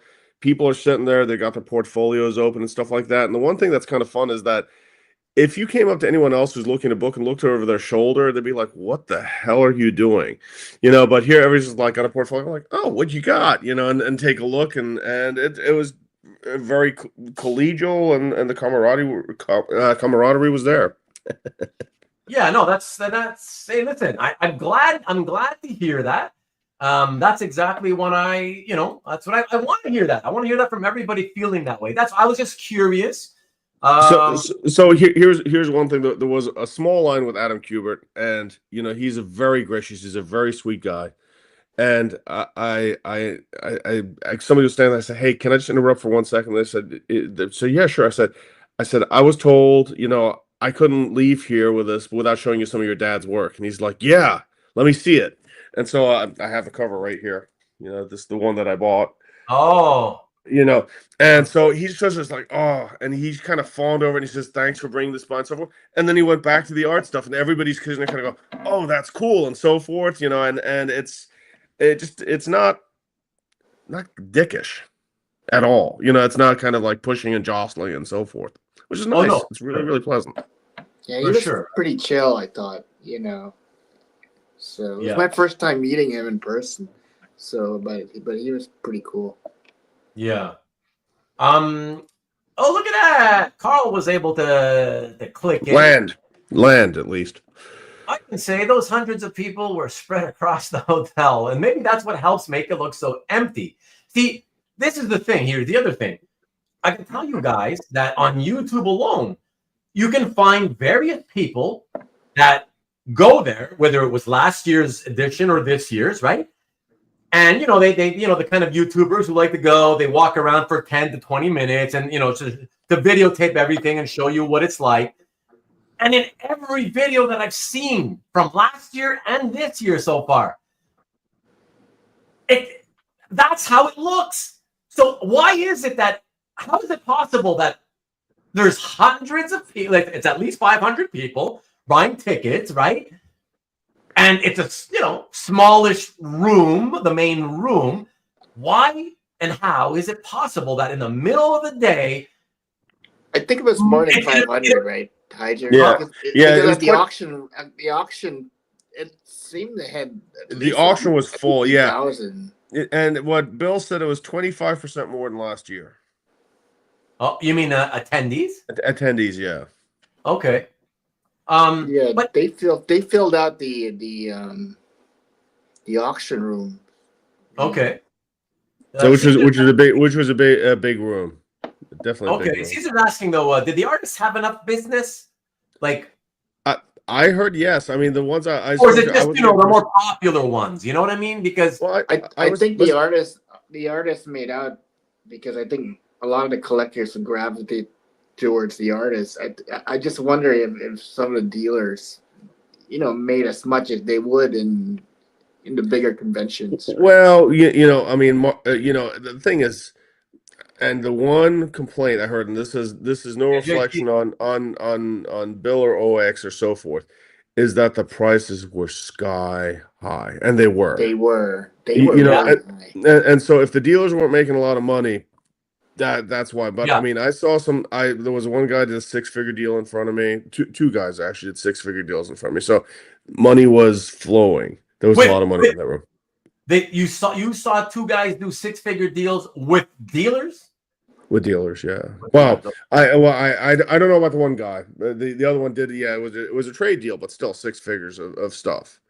So I mean, the stuff was moving, but I mean, the artist I think had really good representation. I was talking to Marco Ruby today, And I asked him, I said, "Hey, is this a good show?" And he's like, "Yeah, this has been really cool." And just I I think they just like meeting the people, and then it's it doesn't nothing goes over the personal interaction, I think, for both sides. And Yeah. they also had a lot of students coming by too that were in the business, which was kind of cool. Okay. Carl says that there were no real reasons to stand in a line. Lots of dropping off sketchbooks and then connecting with collectors to be in the con floor or somewhere else in the hotel. So are you guys saying, like, see, this was so weird to me. So in the middle of the day, let's say Saturday, I don't know, Saturday between 2 and 3 o'clock in the afternoon, which is what I would think would be most of the people in the room with the artists and all the booths, the dealers and the artists, right? But like I said, every time I see somebody do a video, it looks empty. It looks depressing. And come on, they can't all be going and doing their videoing, early in the day or you know what I mean? Like, it can't be a coincidence that they all film at the same time. Like, why aren't there people? Or is it just that perhaps a lot more people are like me who no matter how active they are as collectors, they're also more interested in just socializing, and maybe it's more fun to socialize outside the dealer room. Like, Well, it's a little bit like Vegas.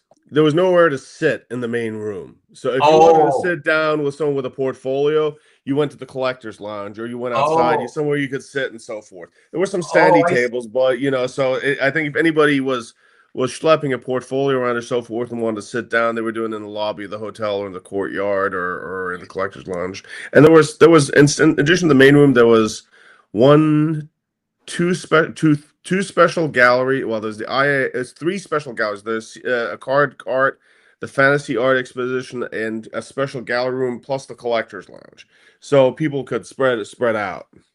right. And plus, a lot of the collectors, even before the convention started, they already had made some deals to purchase and then pick up. So there wasn't any need to really try to negotiate for a lot of them. They already made their deals. So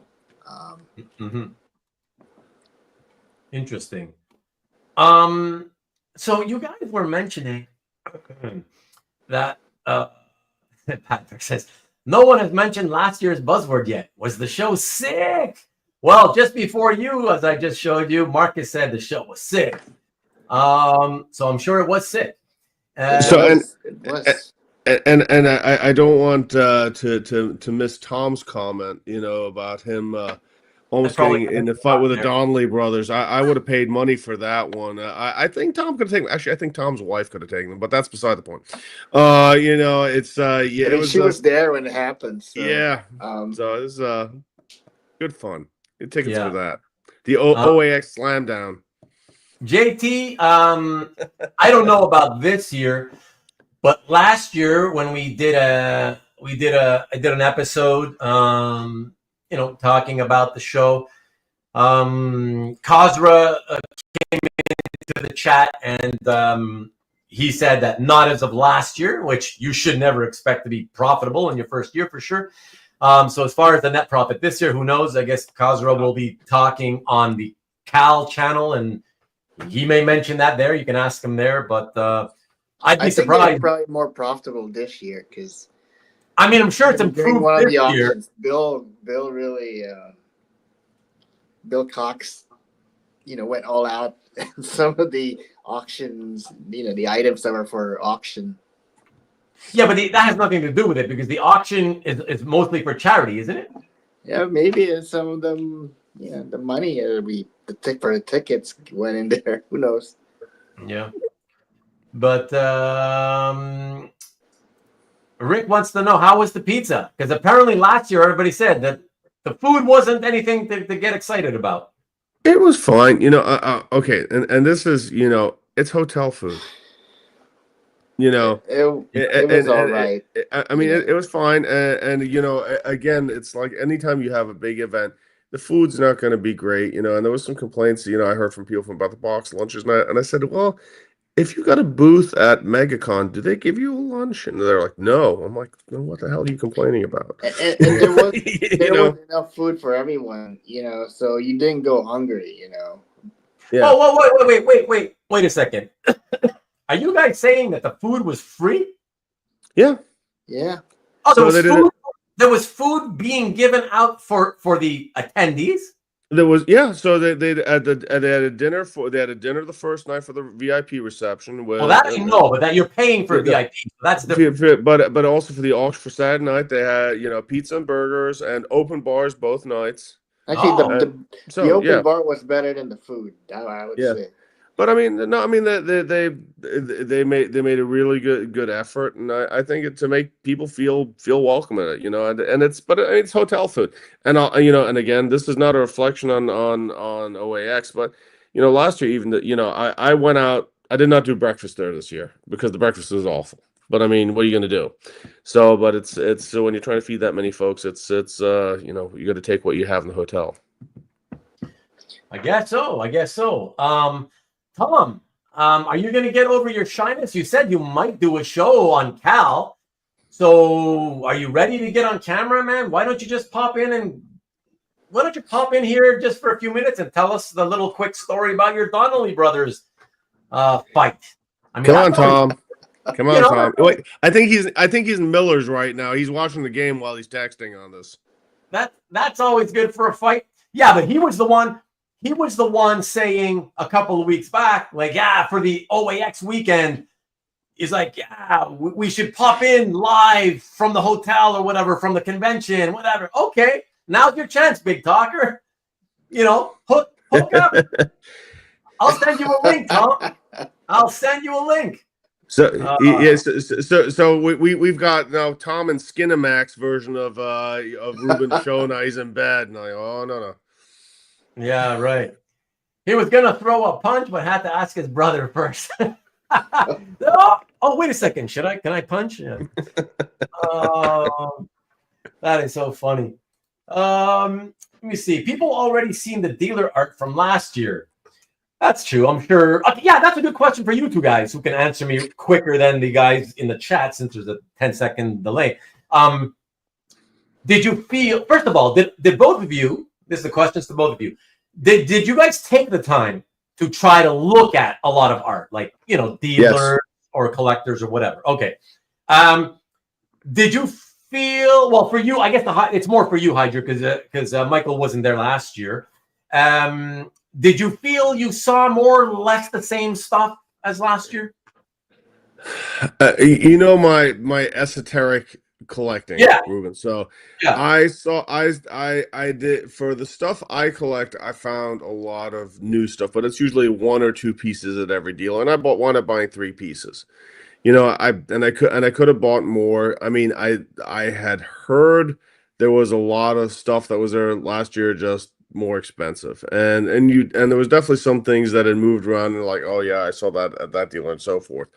But I for the stuff I collect, no, it was refreshed, and it's always a pleasure to see that to see it. It's like up on the wall. I mean, you sit there and stare at a wall of art. It's just fun. Yeah, I guess. I like that. No, but I mean, I guess okay. What was for you, Heidjer? What was your favorite part of the show if you had to pick something? The social aspect, absolutely. Okay. 100%. I mean, and like I said, just being able to just chat with folks, and just meeting these folks that you either know from online or you haven't even met before, and just having. I told this to my wife. Usually, when I'm in a convention or a meeting, I'm on. I have to sell. It's work. Here, no pretensions. No one's being a jerk. And it's just sort of a collegial, say, hey, what are you doing, and so forth, and it's just a lot of fun. It was just really good, just chatting with folks. Okay, well, that's good. I'm glad to hear that. That might explain then why maybe every time you see videos, seems to be like you can literally count on your hands how many people seem to be in the room on that video. It's weird, but maybe that's why. Maybe people are just, oh, okay, I'd rather go sit and chat to these guys out in whatever other room we have. And the artists were working. They were all working all the time. It was funny because during the auction, everybody's out there eating and so forth, paying attention to audience and chatting. I look over and you see Adam Kubert to the left, and he's still sitting there sketching. During the middle of the auction, everybody's eating and so forth, and just trying to get stuff done. So, I think people are respectful of the artists too. They don't want to hover and say, "Is it done? Is it done? Is it done? Yeah. Is it done?" So. Yeah, but okay, it's one thing to be a commission prick who's like, oh, is it done? Is it done? Is it done? But it's a whole other thing to be like, let's say you're just a fan, right? And hey, so I took all the time and money to go visit this show, all right, because I was told we have a lot of access, easy access to the creators, right? So it's a whole different thing to go into that room where the artists are and walk up to the table of, any one of the creators you enjoy, the artists you like, and let's say their heads down because they're drawing, right?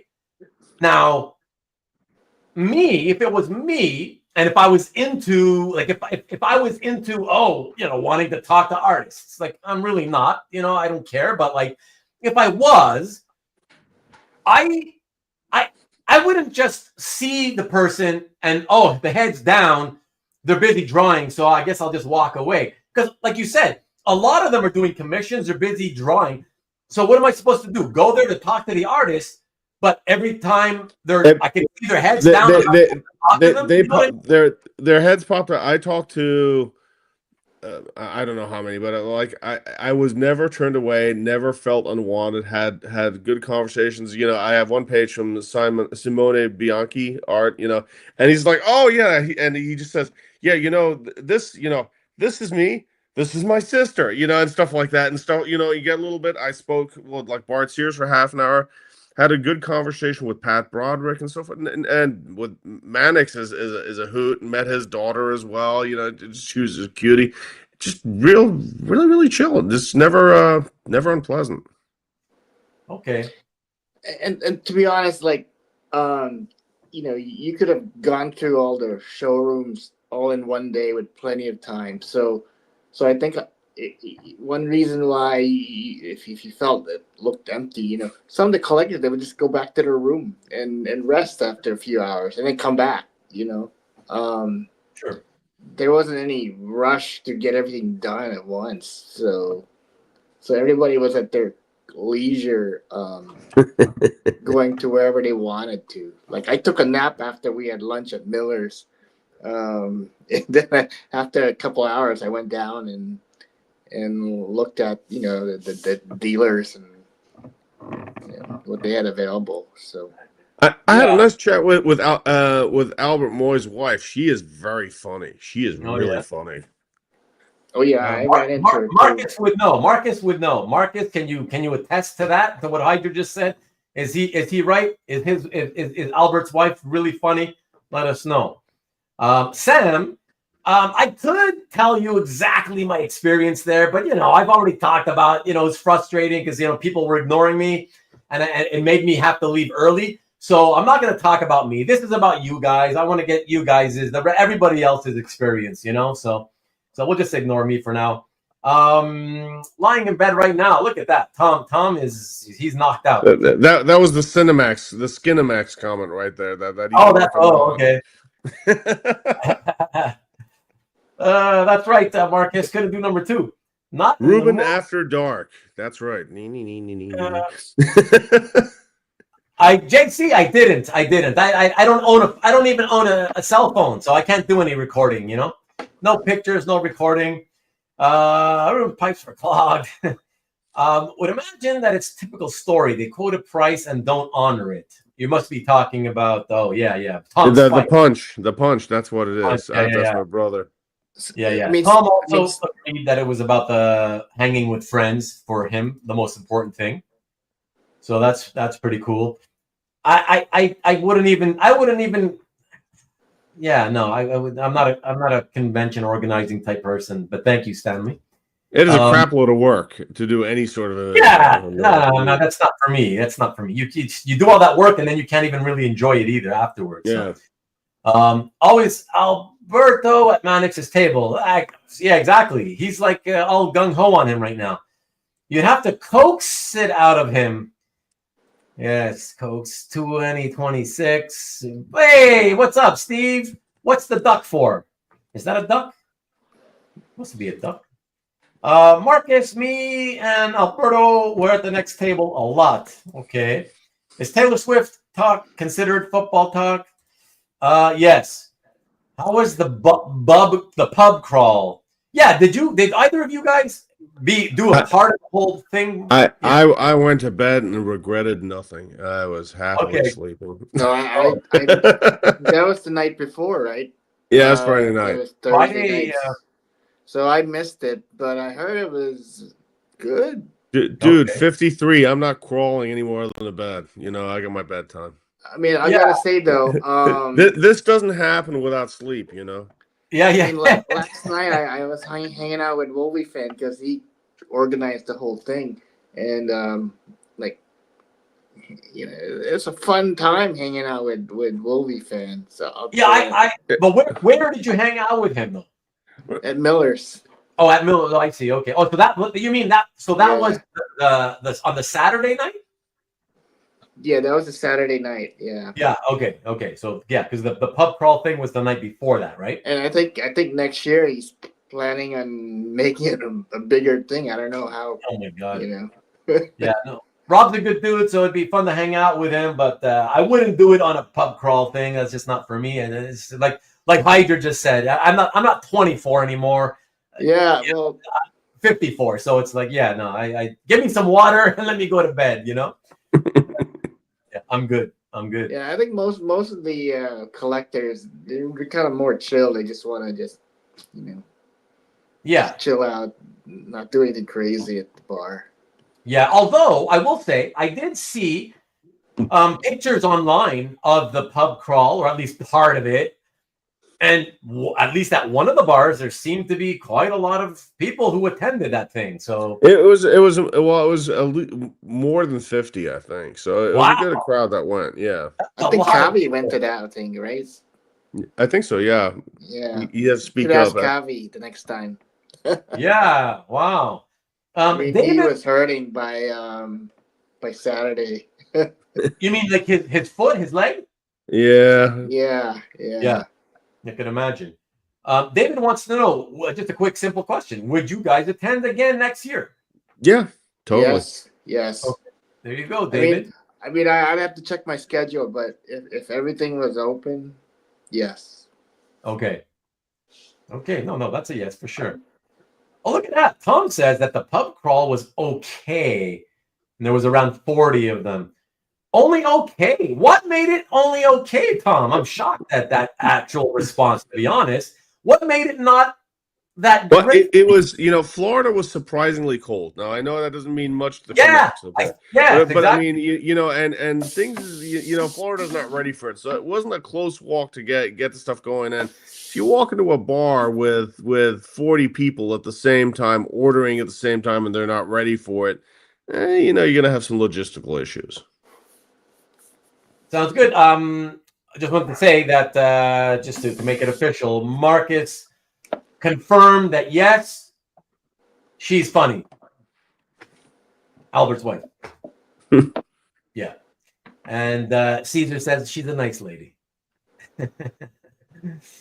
And even Tom says she was very funny. She kept messing with Albert nonstop.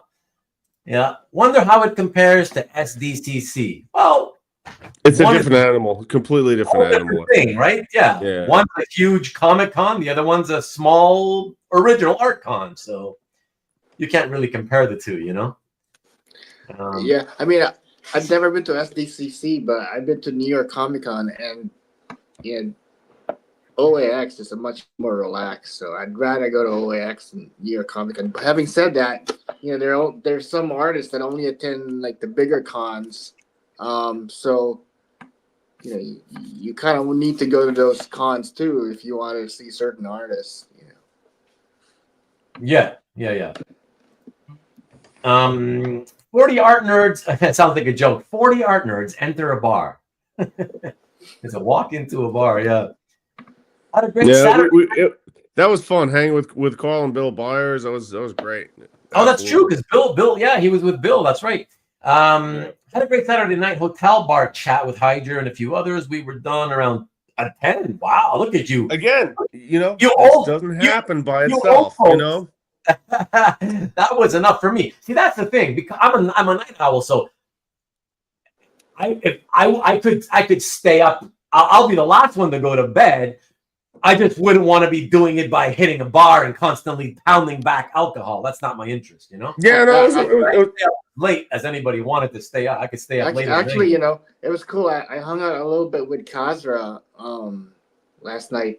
He's a cool guy, He's cool guy Kazra's to hang out cool. with. Kazra's cool, yeah. Yeah. I'm glad I met him. I mean, Yeah, you can thank him. If anybody who really enjoys OAX, thank him especially. I mean, he's so much more laid back. That's all Kazra, for those of you who don't know.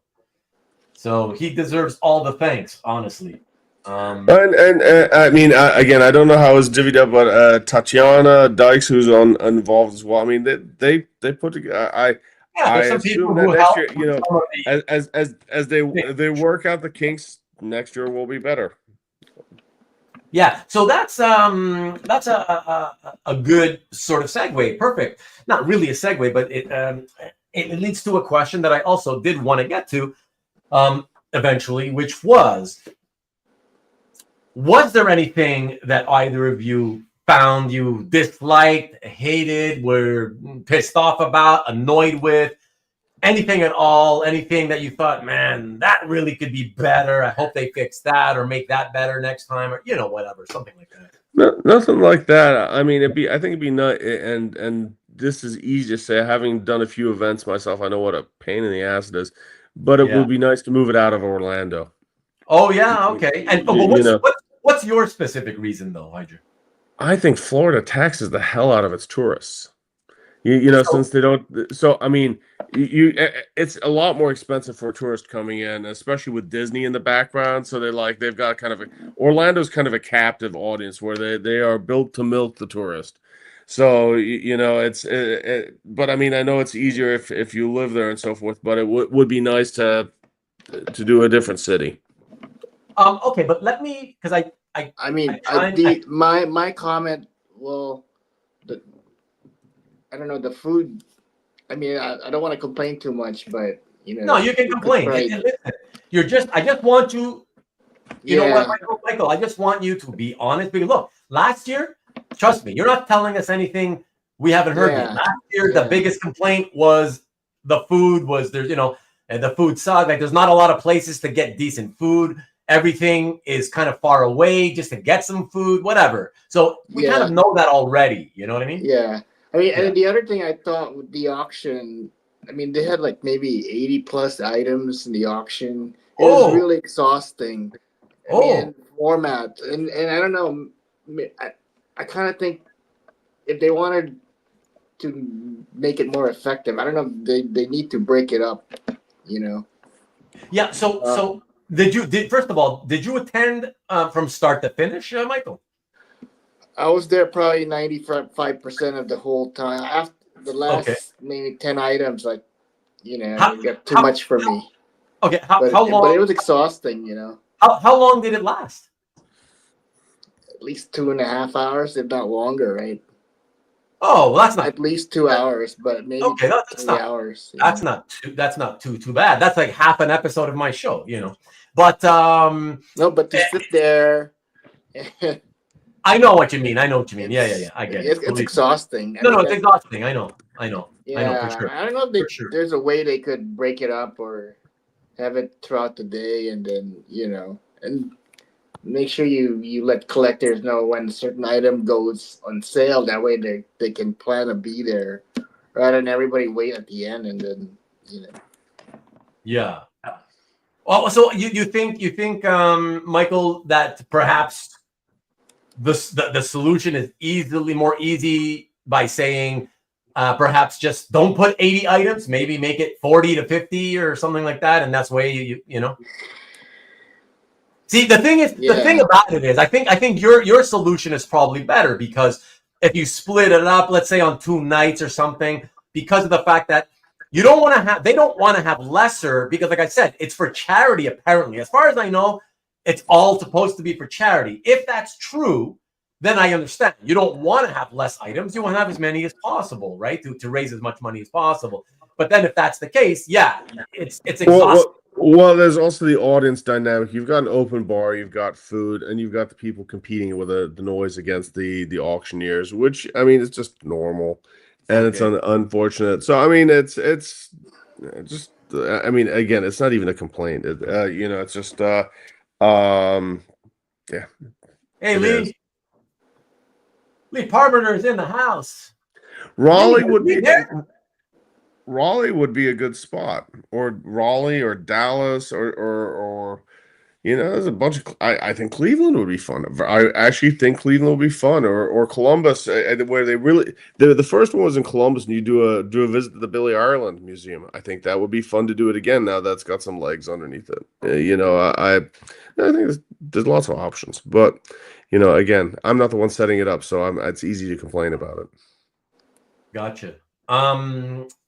Michael, Tom is saying that you're upset about the Ghost Rider cover that you got. What's he talking about? Here, let me put it up. I didn't see that. It's on the screen. Look at the screen. What the hell is he talking about? I don't think I was upset, Okay, so you do know what he's talking about. Tell us what he's talking about. No, everyone asked me, "What'd you get?" So I said, "Oh, I got a cover." Okay. It was fine. I love it actually. I'll post it on my Calf gallery tomorrow. So. Okay, cool. It was fine. No, I mean, I picked up 4 pieces this year. I could have probably picked up more, but I didn't want to blow on my entire year's budget the first couple months of the year. So I kind of try to keep myself in control. Yeah. Heidjer, how many pieces did you pick up? Three pieces. Yeah. I wasn't planning on buying any, but I still spent quite a bit of money though. Yeah. I could have gone a lot crazier. I just didn't want to because yeah, it would have been very easy to spend a lot of money. What a burn, Marcus. What a burn. But remember, no football talk. All right. I know the game's over by now. Nobody talk about it. Nobody say anything or you are banned. I swear to God. And I know there are a few collectors that were saying, they're monitoring, some auctions in Comic Link, so they didn't want to pull the trigger either. So, hey, Michael, Dan, otherwise known as Bootlegging is a Habit, in case you guys didn't. Dan. Yeah. Okay, you met? Okay, cool. Yeah. He's saying that the Heroes and NYCC the auctions are longer and more exhausting. Is that true?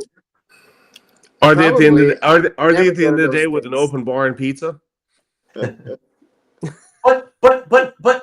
if there's an open bar, that you can get drinks at while the auction's going, wouldn't the alcohol help in making you feel like the time is actually passing faster?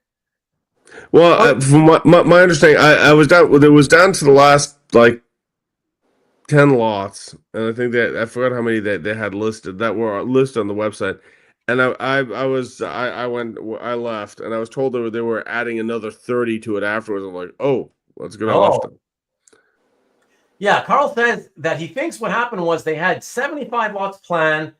Oh, and then artists donated more things late in the day, kind of thing, and they just added more. And again, when it's about it must be because it's for charity and part of the problem was with that was that those late editions they didn't put it in their catalog. So, had I known what they were gonna put up late, maybe I would have stuck around. But since I didn't know, I just decided to go late. Lee is talking to you. Lee Parmenter says, Makipoopoo, I didn't realize that was you. Wish you had approached me. Hope you had a good time. Lee, I saw you, and you were like busy talking to people, and to be honest, like You're there's shy. people I missed this year. I wish I had gotten the chance to talk to. It's just there was so many collectors out there, and but I'll be sure to catch up with you next time. But yeah, no, I wish I had more time. There just wasn't enough time. Everyone was having too much of a good time. What else we got here? No food at Heroes and beers are $10. Well, that sounds not very good. Southern Comic Geek. You can order giant pizzas at Heroes, though. Okay. So some people prefer the Heroes auction and others prefer the OAX auction. I don't know. But listen, for future events, you know what it's like now. So you just don't need to attend if you don't want to. Go out and hang out with your buddies that you've already met. You know what I mean? Or watch part of it, hang out for a little bit, and then, okay, let's go get some drinks or food. Well, there is good food in Orlando. You just have to take a little drive. You have to have somebody with a car. So but that's the problem, Heidjer. That's the problem, right? Well, I had a car and I got good food, so that it wasn't a problem. It's just you just have to want to leave. That's the thing, but most people will not have the car. Yeah, I didn't have a car. I just took an Uber from the airport to the hotel. It was fine, Yeah, totally get it, so whatever. But so overall, you guys at a not that this means much, but like on a scale of 1 to 10 with half points being available if you want them, what would you rate it? What would you rate this year's show? I'll try to give it a 10. I loved it. Nice. Wow. Yeah, I loved it. Wow, you loved it. Okay, you, Michael. 9.5. Wow, nice. Maybe 9.2, 9.2. Yeah. I mean, there's always things you can, and this is me bitching. Whenever you have to deal with crowds from Disney going in between as well, or Universal, makes it a little bit more difficult. But I mean, I think. But where would you be dealing with those crowds of people going to Disney? Well, or Universal. So there was like a big school crowd going to Universal that was in the hotel as well. Oh, at that hotel? Yeah, at that hotel, because right at the entrance to Universal. I didn't see that. Okay. So I mean, the thing is, it is what it is. It's Orlando's, So there's limitations to that, but I think the show itself is great. And these are really little nitpicky, bitchy little things that if you look for something bad. Sure. Well, yeah. You can always find something, whatever, right? Like, but as long as it's. I wish I had more time to talk to a few more collectors like Lee. A bunch of other Mickey. I missed him. I saw him with Heidjer, but just didn't have time, and so it was. Yeah, for sure. Yeah, no, Carl, for sure. I know you can. I saw Carl as well, and I didn't have the chance to talk to him because he was just so busy. That's it. Next time. And I wish Matt Kennedy had gone and Nick Barucci. I wish I could hang out with those guys. So that would have been more fun. And Ruben too. Or Marcus, right? Yeah. And Stanley. You guys should come next time. Let's see. Still get texts and emails from them. DJ, yeah. Look, like I've always said, it's I've been saying for a long time, anyways. Like, I'm not even really like an active collector, really. I mean, I guess I'm active, but like not.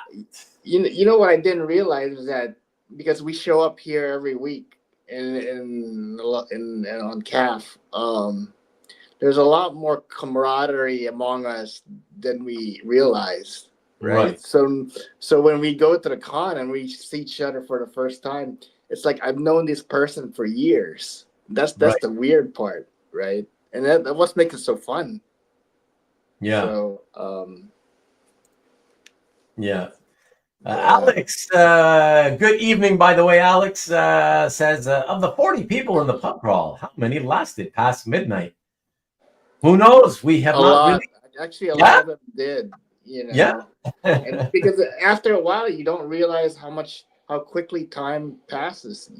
Like, oh shoots, it's 2 o'clock already. So Yeah. Yeah. But yeah, I mean that's the nice thing, anyways. Like you were saying, Michael, there's enough people, anyways. You know enough people from online, and you go to a show like that, and you're not going to see everybody, but you see plenty, and that's the nice thing is, right? And if you go again, you no doubt will end up meeting people you hadn't gotten a chance to the last time. You know what I mean? yeah, and the nice thing about it too is that I didn't meet anybody who was so hung up on himself. Everyone's really polite, very humble. So Yeah. you didn't really feel out of place. Well, then again, I was just hanging out with the calf people and people Yeah. here, but yeah, nah, there's a lot of them. Yeah, that's great. Marcus says, I didn't anticipate Carl to be more handsome than he is on YouTube, and I became shy. Well, I'm sure Carl appreciates that. And yeah, next time you got to tell him to go up and say hello to you instead. When Tom told me that his dad was a biker, I got scared. Tom told you what? His dad was a biker back in the day. Oh, really? Says, I better not mess with Tom. Well, you saw Tom. Tom looks like he could be a biker, Yeah. Yeah. Exactly. Yeah. Wow. What outfit was your dad with, Tom? Why don't you let us know? The big Hell's Angels guy, or what's going on? Let us know. That's pretty funny. Look at him. He's laughing now. You see? That's funny. So Lee, you came in kind of late with that. I don't know. Are refresh, just in case, refresh. Are you trying to say that you thought the show was a 10 for you? Is that what the 10 is for? Because it came like 5 minutes after I asked the question. So refresh your screen just in case you're behind. But yeah, if you say 10, wow, that's pretty awesome. See, I'll never give a perfect mark because there's always room for improvement on anything in life, That's my attitude. So for me, 9.5 would be as close to perfect as you can get anyways, For things like food alone, that's more than enough for me to already burn off. Well, we didn't slab them, so we didn't slab them. So you don't looking for the CGC grade on this. On what? On the show. Oh yeah. Yes. Sons of Comicology. What are you talking about? Untamed Rebel. His biker gang. His bike. Oh, so he had his own little gang in where you guys lived. Okay, I get it. Okay, it wasn't part of the Hell's Angels chapter of state or whatever. All right, so he wasn't as badass as we were getting scared he might be. Michael, you don't have to worry about Tom anymore next year. No, I was kidding. Yeah, he's a fun guy to be with. Oh, yeah. Carl's making fun of somebody. Who are you talking about, Carl? He was too busy with his nose in his phone. I just assumed he was busy commenting on. Oh, you're talking about Marcus? Yeah. Because he thought you were too handsome, so you were too shy to go and say hello. He was too shy to go say hello to you. That's so funny. All Vietnam guys in my dad's group. I don't know if I've ever heard of a Vietnamese motorcycle gang in America, to be honest, but that's pretty interesting. Yeah. I don't think that's what he means. Yeah. Marcus, my biker gang all had 10 speeds. No, Ruben, I think Vietnam War vets, not Vietnamese. Okay. Okay, well, if that's what you mean, that's different for sure. Yeah. Although my thing would have been more funny, I would have been like, imagine a bunch of Vietnamese guys on their Harleys. Well, I like Marcus's comment. Sons of Fa. Exactly. That's what I'm saying. That's why it would be so much better, you know? That is so funny, man. His dad is a vet and a biker. Sounds even scarier. Oh, man, that's funny. So, yes, war vets. I get it. Thank you for the correction. Thank you. All right, on the connecting flight, see you soon if you are still on when I land in Philly. All right, good luck, Carl. And thanks for chiming in while you could. That was awesome. Ruben, the discriminating taste Canadian. You know me, CJ. Vietnam vets, Marine Corps. Gotcha. And speaking of Marine Corps, our very own Mike, NSN Art, is a former Marine himself. So, Semper Fi, baby. That's how they rice roll. That's horrible. Coming from an Asian guy, too, you know? But that's why he can do it. It's okay because he's Asian, so of course it makes it okay. If we said it, the white guy said it, it ain't so cool, you know? We'll let you go on that one, Mark. Phnom Penh Phantoms. Okay, you're a white guy, CJ, so I don't know. The Asians among us, they might get mad at you, and they would have some cause to. That's funny. Well, what else is there? Is there anything we haven't covered? Let me think about the show. I mean, you guys have said that. Well, I mean, there's always a popular topic, Ruben, the rising cost of art, and it was on display in spades this week. Thanks for bringing that up, Heidjer, because you mentioned it earlier, right? About how the prices on everything was super high. But what I wanted to say earlier when you brought it up was that, and I'm not saying not to complain about it. Of course, you have the right to for it to annoy you. I get it. And I'm with you on that. But I can't help but also think and ask you, but like, okay, but how is that any different from any Comic-Con when you go see the art people at the Comic-Cons? Like, how is it? No. It's just I think the only thing is it's, and again, nobody's fault. It is what it is, you know. But when you have it all in front of you, in one place, right? It's sort of like, boom, you know.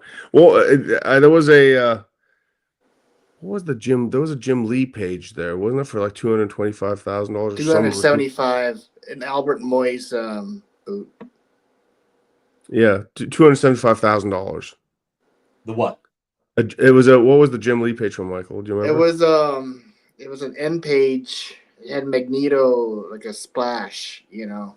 I forget what issue it was. Oh, like an X-Men thing. Yeah, it was an ending page. Ending splash for $275,000. It was beautiful, though. Well, yeah, but I think that's, you know, you bring that stuff. It's kind of like cool. It's for show, you know, because people get excited, and you know how it is. People always think the art's even better when it's more expensive, you know. So it's and the fact is that we all of us have seen prices even higher than that at auction. You know what I mean? So it's kind of like you're used to seeing that kind of flashy stuff, and but it's one thing, and I don't mean this as to it's just like, you know, when it's different when you meet in person versus when you're on the screen. You know, you go through the Heidjer auction. Oh yeah, you know, $11 million. Oh yeah, it's all nice and good. But to see it in a room all at once, kind of drives it home. You mean you're talking about all the artwork? All the art and all the prices, yeah. Right. But I guess what I'm saying is, like when you go to San Diego, New York, whatever convention you want to go to, you know, typically a lot of the dealers are, you know, their booths are in the same kind of area. So it's kind of the same experience. Like you get to see all the dealers and all their art, and all the prices are out of this world. And I don't know, it just seems to me like it wouldn't be any different than this, you know? It's been 35 years for me since I've been to New York Comic-Con, so I mean, yeah. That's true. I mean, there was a lot of modern art, like a lot, and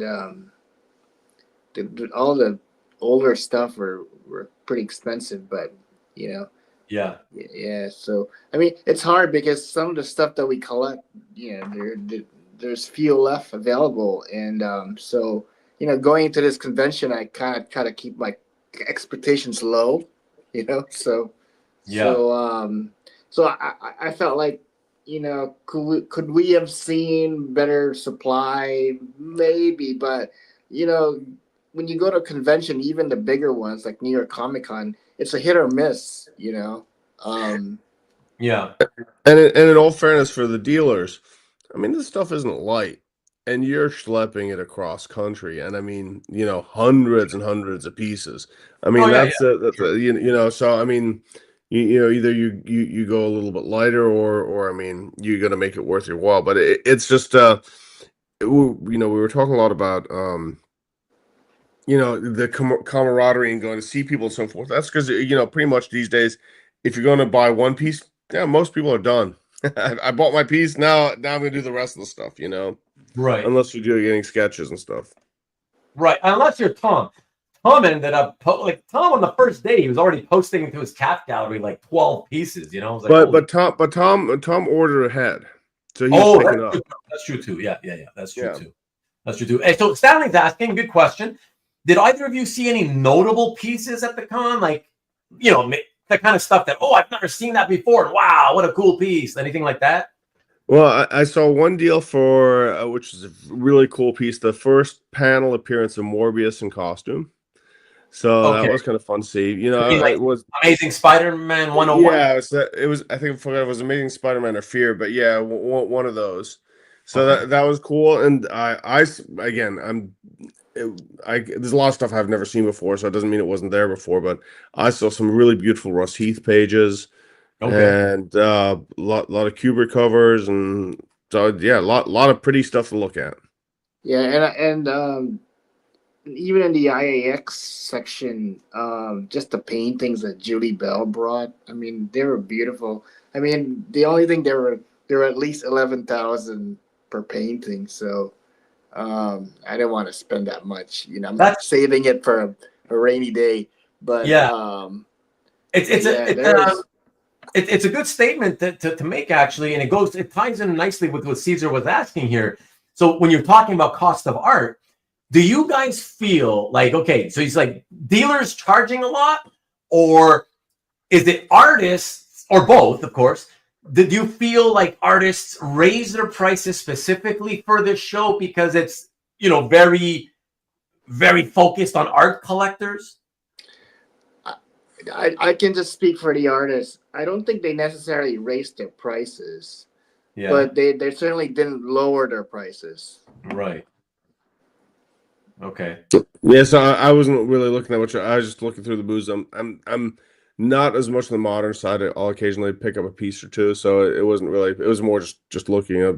For me, it was the dealers and the stuff that was out there in terms of the pricing. It was just up there, but we all already know that. But having it all in one place just drives it home.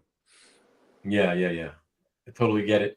I don't know if anybody has answered your question, Mark, so I'll take it just in case. Is it normal to wait up to 2 months after an auction ends? I guess you're talking online for the auction. Well, I think is this Comic Connect, because I know there's a whole thread on this. Well, people would complain about Heritage. Yeah. I know. I mean, and Heritage as well. Yeah. Yeah, I mean, some of the stuff I've gotten from Heritage, it takes at least a month, if not 2 months. So. Yeah, it happens, Mark. It happens with some of the auction houses. They get so busy, so many auctions. And the holidays, and the holidays added in there just slows things down. Yeah. That's it, So it's possible. But hey, listen, instead of sitting around and wondering what's going on, email them. Just check in. Say, hey, it's been 2 months. Have you shipped my thing yet? So I saw just Mark answer. It's Comic Connect. Yeah, if you go to CGC, there's a whole thread on it, and apparently, what I just read on there is that they are going out right now, so that people have gotten their notices or received their art. Yeah, I mean, you're not the only one. I always have issues with Heritage. It's funny, like I have issues with incompetence. It's just outrageous how much incompetence I always have to constantly deal with. Especially when it comes to like shipping and like whatever. I just you know what? I had a piece. I had a couple of pieces that have been sitting there that I won, many months ago. And as I expected was going to happen soon. I heard rumors about this, that they were thinking of cracking down, and they don't want people storing their stuff there. They want people to start, getting their stuff shipped soon after they win it. So whatever, I got this email saying, not forcing me, but asking like, oh yeah, you got these 2 pieces here. You won a long time ago. Would you like me to go ahead with that and have them shipped to you? You know, we're trying to make room in the warehouse. And so I said, look, one of them, I'm leaving it there because I'm gonna put it back at auction, so I don't want it shipped to me. But yes, the other one, fine. Go ahead, you can ship the other one. And I said, and I always am, because I know about the incompetence because I've been dealing it for so long. So I always make sure I say, yeah, can you tell me what it says on my account in terms of shipping? And the guy confirms, oh yeah, it looks like you're on don't ship until the client calls in and tells us to ship. And your default shipping you have is down to USPS. I'm like, yes, okay, perfect. That's exactly what I wanted as. Okay, yeah, so yeah, sure. Go ahead. When you're ready, you can ship that piece. I get an email yesterday. Your shipment has been shipped by FedEx. It's like, oh, for Christ, are you serious? Well, you know, I got thrown on this one piece. If you bind Heritage, every time you get an invoice, even if you have it on a hold, they will charge you for shipping. So you are running a credit on Heritage. So make sure to grab that credit. Make sure that if you have that, what they've been crediting it, and you can credit it towards your next purchase. Because I saved my stuff for like 3 or 4 months before I actually go up and get it myself. And they're charging me for the shipping each time. It's like, you guys have charged me for this. And it was like a $200 credit or something like that. So keep it in mind. Right. Porter said he saw a video where Anthony said that he doesn't have time to look at any of the traveling museums. He's too busy running a business and actually selling art or something like that.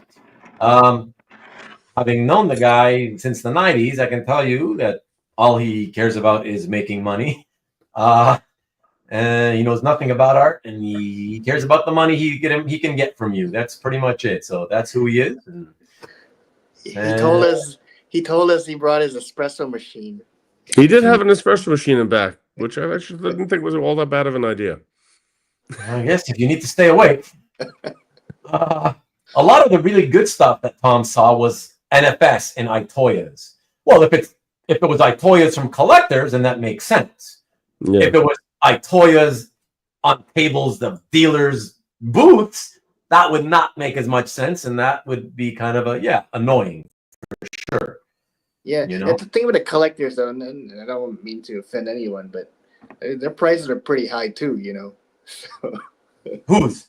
well, like they wanted to sell stuff. You know, when you flip through their portfolios, they Oh, say, you mean I'm open to selling it, but you look at the price. Are you talking about just collectors in general? Yeah. Yeah, for sure. That's what I'm saying. When I always say the same thing when people complain about, oh yeah, like at a convention, oh my God, the dealers, they're so expensive. I'm like, so are collectors. They're no different. Every time a collector wants to sell me something, it's just as high or outrageously, out of whack with FMV as the dealers. Like I don't see any difference there, Everybody seems to be trying to get every last penny out of their art and not risk losing a penny. You know what I mean? Yeah. Although I'll say this though, Jeff Singh, he sold a few pieces to Kavi, and they're pretty good price. Oh, he sold the Kavi. Yeah. What kind of stuff did he sell him? I think he sold them like a anime cell and okay, and in a kind of like a commission. Okay. Well, I think he's motivated. He has a lot of stuff to sell, and he's trying to get rid of as much of it as he can before he ships all off the Heritage anyway. So, Well, I mean, you can understand the collector's perspective. If they're using the pieces to upgrade to another piece from the dealers, and the price is that high, they're gonna have to get top dollar.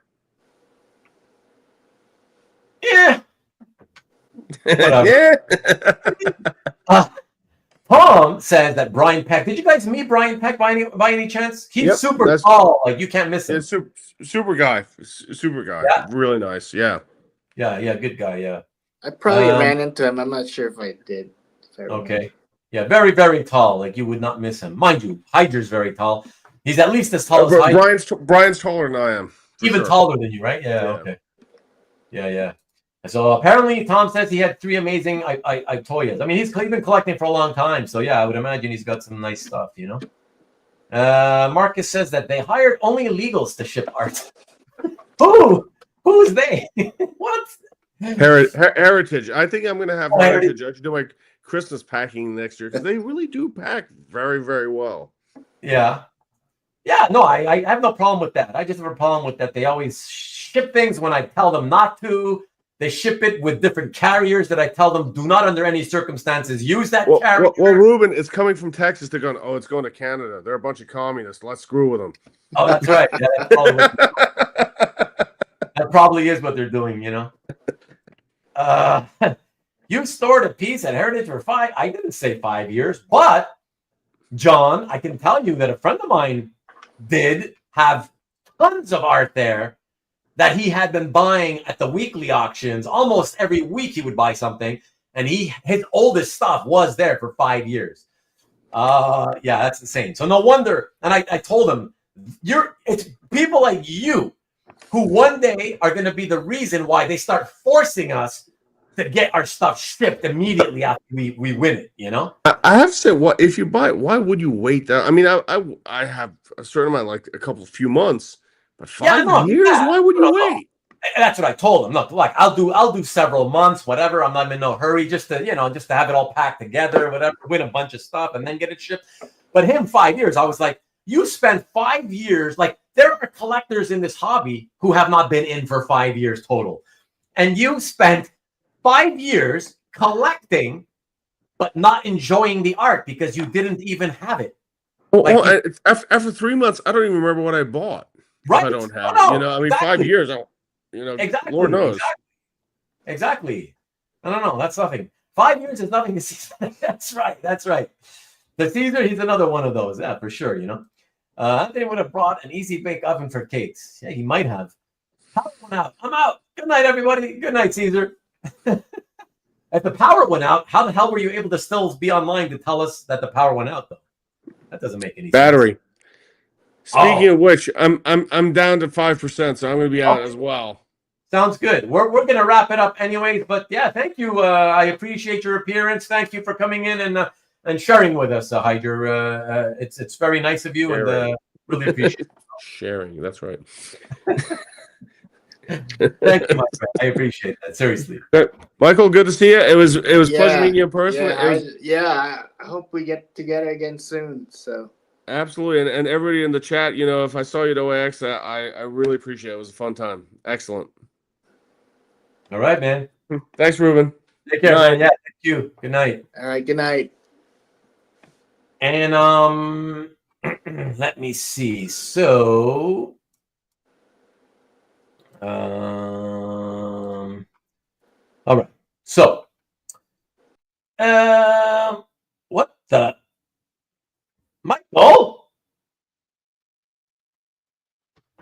Michael, you didn't say that you were also leaving.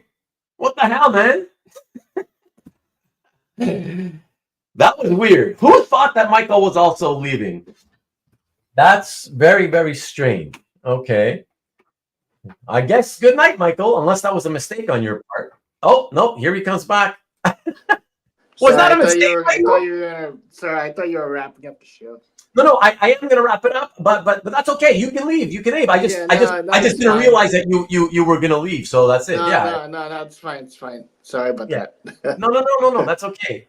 I'm just following your cue, so. Yeah. Oh, no. Yeah. I appreciate that. No. Yeah. No, we're gonna wrap it up now. I'm gonna take these last, comments. Let's see what else everybody else was saying. A large card art sold. Okay. It was, yeah. So, you know about that also, Michael? Well, they were in a certain room, and I mentioned, Saturday I did all my shopping in the morning. Then after I had lunch with a bunch of the collectors, and then and after that I took a nap. I went back to my hotel room and took a nap, and then so when I went down to see the gallery, there's a few items that sold already, and I was kind of disappointed I didn't get to have a chance, but A chance to what? to buy them. Oh. they Oh, they you, had already sold by the time I got there. oh, it was. Oh, I see. It was stuff that you had interest in. Yeah, I mean, I would Yeah. have pounced on it if I, they take my power nap. Yeah. Yeah. Yeah. Yeah. But you didn't know that stuff was gonna be on sale. You didn't even see it until you got there and saw that it was Well, already sold. I thought of, when I was a couple guys I was talking to, I asked, are they on sale? He says, no, they're just there on display. So I didn't think they were on sale, but when I went down, some of them were on sale. So Oh, I see. Okay. I Okay. Yeah. Well, you can go to bed, Tom, because we're wrapping up here, and yeah, you'll still be able to get yourself 6 or 7 hours of sleep. Alone again, naturally. He said good night. Okay. Well, I didn't. Like I said, I didn't. I thought he was saying good night to Heidjer. That's why. I can't believe Nick is ranked 18. The highest I ever got ranked was 21 on the FBI most wanted list. It's funny. You can check out anytime you like, but you can never leave. Beautiful. I love that. Mirrors on the ceiling. Card art collectors are built different, are they? I guess they are. But yeah, let's wrap it up, everybody. Thank you again, Michael, for joining me and coming in and sharing with everybody your experience at OAX. That was really nice of you. I appreciate that. And I'm super glad that you really, really enjoyed your first experience there. So that's even better. That makes it great. Yeah. Yeah. That's really good. And I'm especially happy that, like me, your favorite part of it all is the camaraderie, and that it worked out well. That you met a lot of people that you liked, and that you had a good time spending time with, and talking, chatting with, and eating with, and looking at art with, and all that. So that's really good too. Yeah, thank you, Tom. Appreciate it. You too, Dan. Thank you so much. And who else do we have? Rickster, good night to you. Thank you as always. Appreciate the support. You know that. And CJ, thanks to Michael and Ruben and the chat. Thank you, CJ. Appreciate you as always. Thank you very, very much. Hey, Dan's still with us. What's up? Good night to you, Dan. Thank you as always for your participation. Appreciate it. And good night to you, Mark. Once again, the show's about nothing delivers the goods. This was not a show about nothing. This was a planned show about Gaiman. Come on, how do you call this the show about nothing? You can see the thumbnail shows you Gaiman, LA Fires, and OAX. And we covered all three in that order. So it was a very structured show, actually. One of the most structured hangout episodes I've ever done. So there you go. Right. Dave's still with us. Wow. Fun show to have a good night. Have a good night, Dave. Thank you so much for hanging out with us. Even though you didn't say much. What's up? Thanks for sharing, guys. Good night to you, JC. Thank you so much. Goo, the Gooster. Thank you, man. I appreciate you dropping in tonight. Thanks, man. Have a good one and have a great week. Good night, Kanzalowski. The other Tom is here, and I didn't know. What's up, Tom? Good night to you, my friend. And I know you are. I know you are, Mark. Post pictures later of a lot more. I'm sure you will, Tom. I'm sure you will. And thank you, Michael. Heidjer, and of course, Ruben. Thank you, David, all the way from Australia. As always, really appreciate you. Thank you so much for me. Thank you for adding such international flavor to my show. I appreciate you, my friend. And no Valiant talk still. There ain't gonna be. Still awake all the way in Wales. Really enjoyed the show. I did too, especially with your participation here, Pat Bear. Thank you so much. Thanks again, everybody. And I'll close it out by showing you the thumbnail for next week's episode. We'll leave you with that. Michael, just stay with me for a minute after we go off air, okay, will you? All right, then. Yeah, so here you go, everybody. This is Comic Art Show and Tell number 67 with Carl Choi. And that'll be at the usual time, 8 p.m. Eastern, 5 o'clock Pacific. So please join us for that. And don't forget Nikki B if he has a show, again, still not sure if he has a show this coming Friday. But whether he does or not, please be here next week, a week from tonight, and to catch our show and tell. Until then, have a great week, everybody. Be safe. Have a good work week. And we will catch you next week. Be good. And as always, go blue.